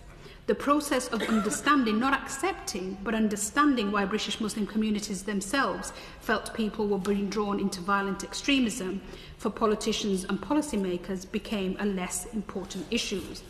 The Muslim community's views, which themselves were varied and broad and the drivers of terrorism, were sidelined, and we saw the start of a process of disengagement between government and British Muslims. Rather than doing counter-terrorism with British Muslims to defeat the menace of terrorism collectively, we chose to do counter-terrorism to Muslim communities. And through this approach, we both created an obstacle to confronting and defeating terrorism and alienated a large community of law-abiding citizens. We othered them. Putting Prevent on a statutory basis in the last months of a coalition government, which both the Labour and Liberal Democrats eye on an election rather than legislation, has been the subject of much criticism and mistrust. It's a policy which I, as well as academics, senior police officers, the Noble Lord Anderson as the ex-independent reviewer of terrorism legislation, and many, many others have called to be independently reviewed. It's a policy which is opaque, inconsistent, flaws outlined by the Noble Baroness Lady Howe, and on the published statistics on referrals which lead to action, acts as a net which catches and has damaged as many lives as it has potentially saved. And in this climate, with much respect to the Noble Baroness Lady Howe, I believe it would be entirely inappropriate and counterproductive to expand its reach. Indeed, if the government is genuinely committed to early intervention, then it must start by engaging openly, honestly and transparently. A cohesive country is a more secure country. Engaged communities are more cohesive. So let me end on an issue I have both been arguing for inside government and since, in private conversations with colleagues, in detail in a book, and I now raise it on the floor of your Lordship's House. It is time for the government to end its policy of disengagement with British Muslims. This policy of disengagement started under the last Labour government, under the leadership of the then Secretary of State for Communities and Local Government, Hazel Blears, in 2007. John Denham tried to restore sanity when he replaced Hazel Blears in 2009. But months later, when the coalition government was formed in 2010, the policy returned, and it continues to be applied today. The policy is that successive governments have adopted a policy of non-engagement with a wide range of Muslim community organisations and activists, and more groups and individuals have over time simply been seen as beyond the pale, often for something they said or did in the past, or someone they were associated with or said in the past. Time and time again, the message from government is that if you are a British Muslim and you have ever believed, thought, said, or even flippantly commented on an issue which could be seen as extremism today, then however historic your view, there is no road to rehabilitation, there is no path to redemption, there is no meeting, no engagement. So if in your youth or in your heady days of activism or simply during your political journey you haven't believed and said exactly what we the government say and believe right now on the issue of politics, faith, women, minorities, homosexuality, you are persona non grata. Imagine, my lords, if that approach was used against us, politicians. Certainly many in this House have moved on their views on many issues, including on the rights of women, minorities, LGBT rights, to name a few. We've all made mistakes. I've made mistakes. My lords, this policy is ludicrously impractical at a time when the need for engagement and understanding our Muslims is greater than ever before. It is also dangerously counterproductive.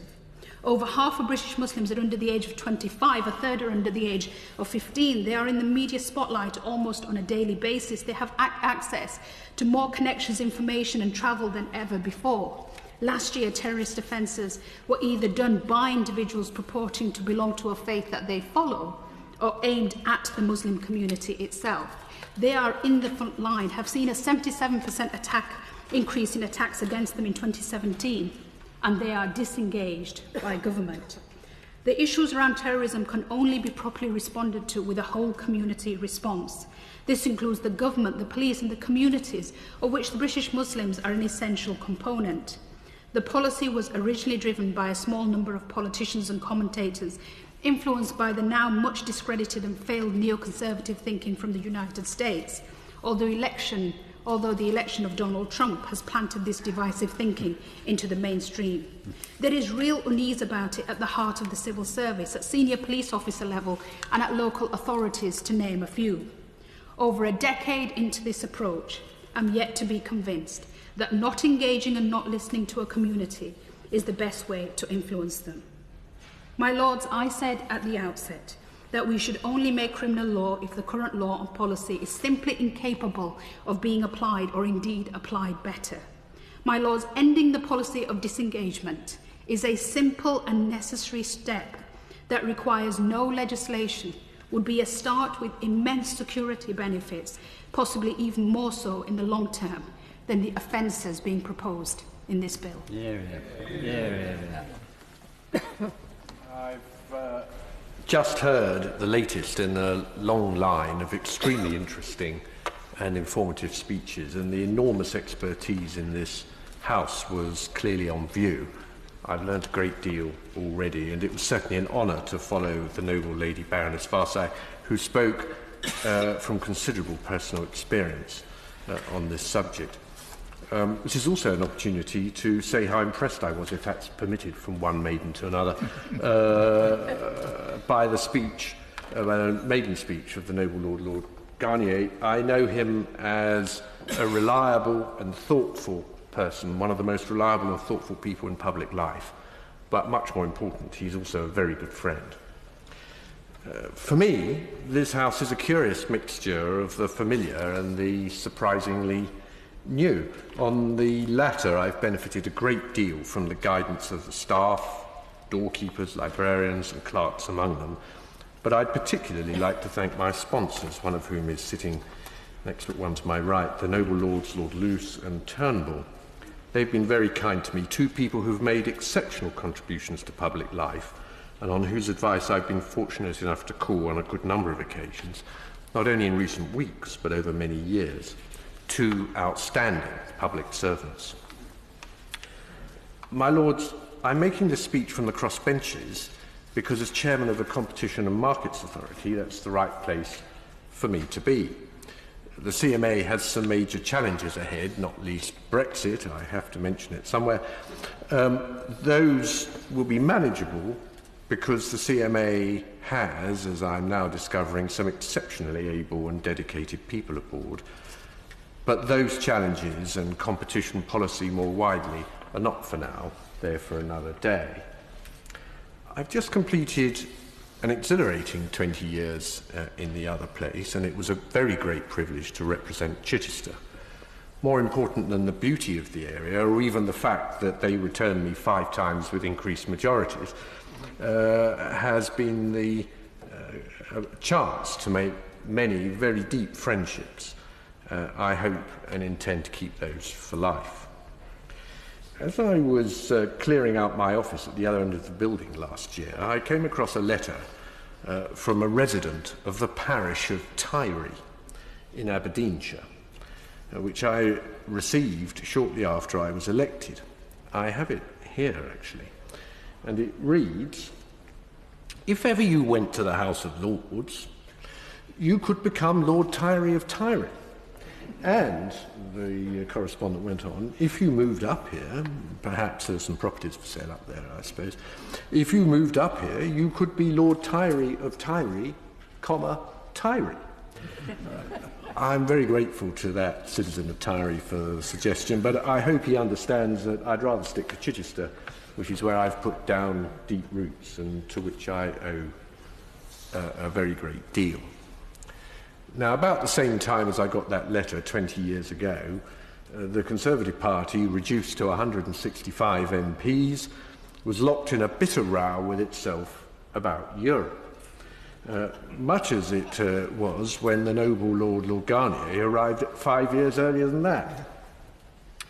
At about that time, I happened to hear a speech by the late Sir Dennis Thatcher. He was asked from the floor, how's the Tory party going to get out of this mess? To which he replied, well, it's all very straightforward. All we have to do is stick to our values. And he thought for a bit, and then he said, but don't ask me what they are.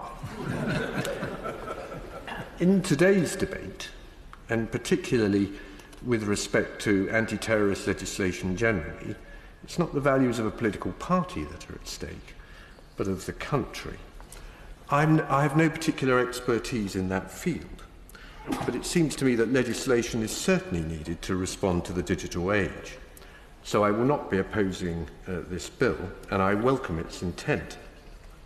Nonetheless, the noble Lord, Lord Marks, made some trenchant points with his 4 tests, I thought, and I think the noble Lord King acknowledged the same point.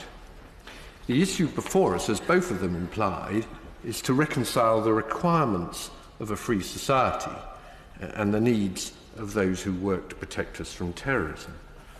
We should bear in mind they do that work, and they do it in an outstanding manner in very difficult circumstances.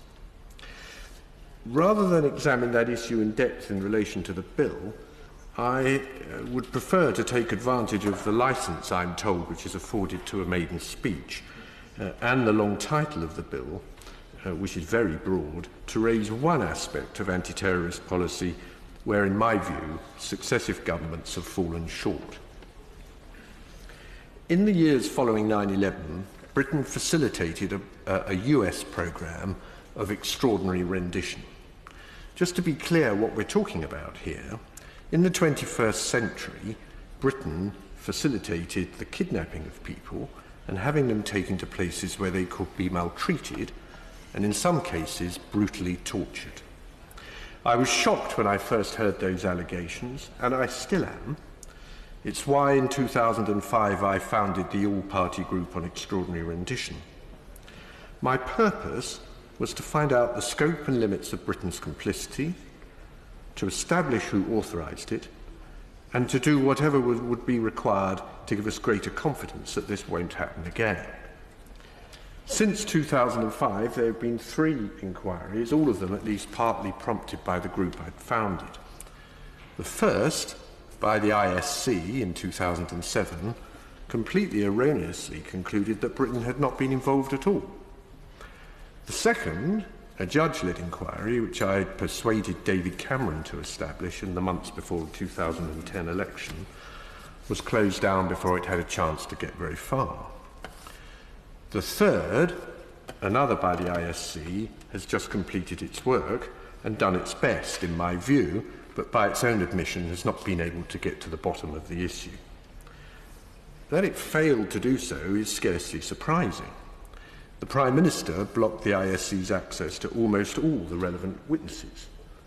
In response to that, the ISC, and it's clear from the report, closed down its inquiry. Nor did the ISC examine some of the toughest cases, such as Belhaj, who was rendered with UK assistance to Libya, nor of detainee transfer in theatre. How involved were ministers in all these decisions? We still don't know. We still don't know what really happened. For much of the past 13 years, it's been an uphill struggle to elicit much information. Denials were frequent and often pretty comprehensive, if completely wrong. Here is Jack Straws, then Foreign Secretary in 2005, in response to a question I'd asked a colleague to ask at the Foreign Affairs Committee. I quote, "Unless we all start to believe in conspiracy theories and that the officials are lying, that I am lying, there is simply no truth in the claims that the UK has been involved in rendition. Full stop." Only a couple of years ago, I was assured by a very senior civil servant that there were only a handful of cases. Now, the ISC has established that the UK was involved in over 70 cases. I don't think this issue can be left unaddressed. The question is how to address it. Over a decade ago, I concluded that only a judge-led inquiry could hope to clear this up and enable us to move on. That inquiry is still needed, and I'm very pleased that Ken Clarke, the former Justice Secretary who suspended the judge-led inquiry, the first one, now agrees. FOI, freedom of information, won't achieve much in the UK on rendition, now that its effectiveness has been greatly curtailed by the Justice and Security Act. But in the US, on the other hand, the group's FOI requests are now eliciting significant further information, which the group will put into the public domain. It could be that FOI in the US becomes the best remaining source on UK involvement. given that so many domestic avenues towards more information have been closed off. But best of all would be a judge-led inquiry, which would also be able independently to assess what reasonably can be put and what must not be put into the public domain. Much of the information clearly might carry operational risk for those in the security services today and should remain secret. My Lords, it's not just that kidnap and torture is deeply repugnant, or even, which is the case, that it is probably ineffective as a means of gathering information. It's much worse than that. Complicity in kidnapping and torture eats away at the moral authority of the perpetrators. To the extent that the UK has facilitated such practices, we have all diminished ourselves. We've undermined the values that we seek to export. And that is why getting to the truth about rendition is not some recondite backwater. It goes to the heart of the kind of society that we aspire to be. In the age of Trump, Putin, fake news, and the erosion of trust in the electorates of Western democracies now taking place, it's all the more important that we stick to our values. And on that issue, unlike Sir Dennis perhaps, we do know what those values are. That is why we now need to stick to those values and to get to the truth on rendition. My Lords, it's a real privilege to follow that speech by the Noble Lord, and I congratulate him on the speech and I welcome him very much to the House. I'm sure the whole House will be looking forward to future contributions that he wants to make.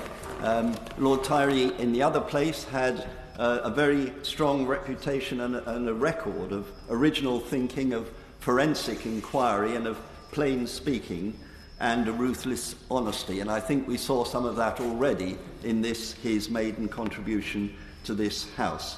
And even his most severe critics would never describe him as a yes man, as witnesses who've sat in front of him at the Treasury Select Committee at the other end of this building would be ready to testify to that, if not always wishing to testify to his committee. And I'm sure his words today illustrate a thoughtful, analytical and fearless approach to the issues that come before your Lordship's House, which I'm sure his future contributions will continue to make. And can I also say what a pleasure it was to hear the speech of Lord Garnier, and to say that his contribution was well up to the quality of what I believe has been so far a truly excellent and well-informed debate.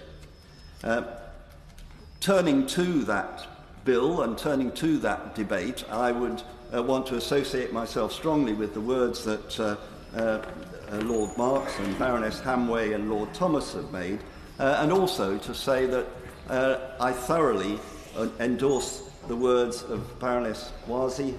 She and I, in coalition days, had many a quiet chat to see if we could restore some sanity to the situation, and did not always succeed as we would have wished. And Baroness Howe had some very wise words too to say about extremism without violence, and the way that that must not be tangled up in our thinking about offences. In my words, I want to focus on Clause 19. It's a very minor provision in this bill. Indeed, it appears under the subheading miscellaneous in the bill, and it deals with the granting of enabling powers to local authorities to nominate people who should go to channel panels, and Baroness Howe commented on that to some extent. The explanatory notes to the bill say that in the year 1617, 6,093 people were referred to channel panels, and it says that 332 of those 6,000 were given support as a result of discussion in those channel panels. Now, channel panels are established and run by local authorities, and up to now, referrals to it have been in the exclusive hands of the police. And the proposal in Clause 19 is to allow local authorities to have that right to refer people to the channel panels that they themselves organise. It could be seen as just operational tidying up, but there is a little bit more to it than that. The government's impact assessment actually says of it that it's a magic provision. The word magic doesn't appear, but it does say that it will provide a saving to the police and no additional cost to anybody else. So what could possibly be wrong with it? Well, I want to suggest to your lordships that there are some aspects which need to be looked at a little bit more carefully than this entry under miscellaneous currently grants it. First of all, the reputation and effectiveness of Prevent itself, and Baroness Wazi has said powerful things about that. Secondly, about the workloads and the competencies of those running channel panels, and thirdly, something about the success rate and performance of them. The reputation and effectiveness, it's already been strongly made by Baroness Wazi, and apart from saying here, I can't add much more, but it's counterproductive and its apparent impact is skewed, and a careful reading of the Joint Committee on Human Rights, particularly on page 24 of that report, sets out the case again. As far as workloads and competencies go, I just want to make the point that 6,093 referrals in a year is 115 referrals a week, which are sent to channel panels, and the output of those channel panels is that 6 people a week receive support after referral.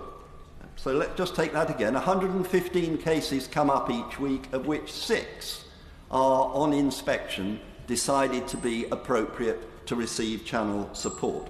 So my first question to the Minister is whether she's satisfied that the 6,000 who are being referred in the first place are in fact an appropriate 6,000, and whether she's satisfied that only 6% of them subsequently being seen as requiring intervention by channel panels suggests that the right people are coming forward and the right people are being selected. So my second question is, what analysis has the department done on which participating agencies are most likely to produce the false positives? The 109 people that week who are referred to a panel but for whom it is not thought to be appropriate that they need channel support. Who are the people who are getting it wrong, and what can be done for them to get it right? And what feedback and learning is there from the cases which don't get channel support and where evidently those nominations were inappropriate for one reason or another? And my next question is to ask, what change is it expected that Clause 19 will produce to those outcomes? Is the intention of Clause 19 that there will be more referrals as a consequence of local authorities having the right to refer?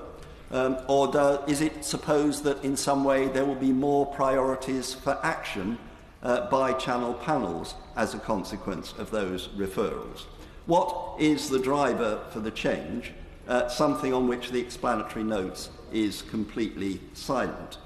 And that brings me to the success and the performance of channel panels and the Prevent system as a whole. What happened to the 332 who received channel support in 16-17? Who was missed? The explanatory notes quite rightly point out that there were 5 terrorist incidents where deaths occurred. 7 terrorists were directly involved there. Lord King has brought forward some other figures about the number of attacks which were intercepted and where plots were foiled, quite a substantial number. Had any of those people come into the 6,000? Had any of those people come into the 332 who were referred to channel? So in other words, is Prevent actually doing what the name suggests it should be doing, or is it simply a cosmetic overlay on a system which is widely seen as clumsy and counterproductive at best? Now, the Joint Committee on Human Rights wanted to see an independent inquiry. The government's rejection of that was really quite abrupt. It said such a claim was unfounded because there had been so many external and internal reviews that basically everything was fine, everything was known. So I hope that the questions I've posed can be very simply answered by the Minister today, or if not, that she's ready to answer them in committee when we get there. It is really necessary for the government to justify the change which is proposed and also the base from which that change is being made. What, in fact, is happening to the 94 out of every 100 who are referred, who in fact have no further action taken in regard to their case? And I do hope that when we get to committee, the Minister will be able to fill in some of those gaps, and if not, I shall certainly be returning to these matters at that time.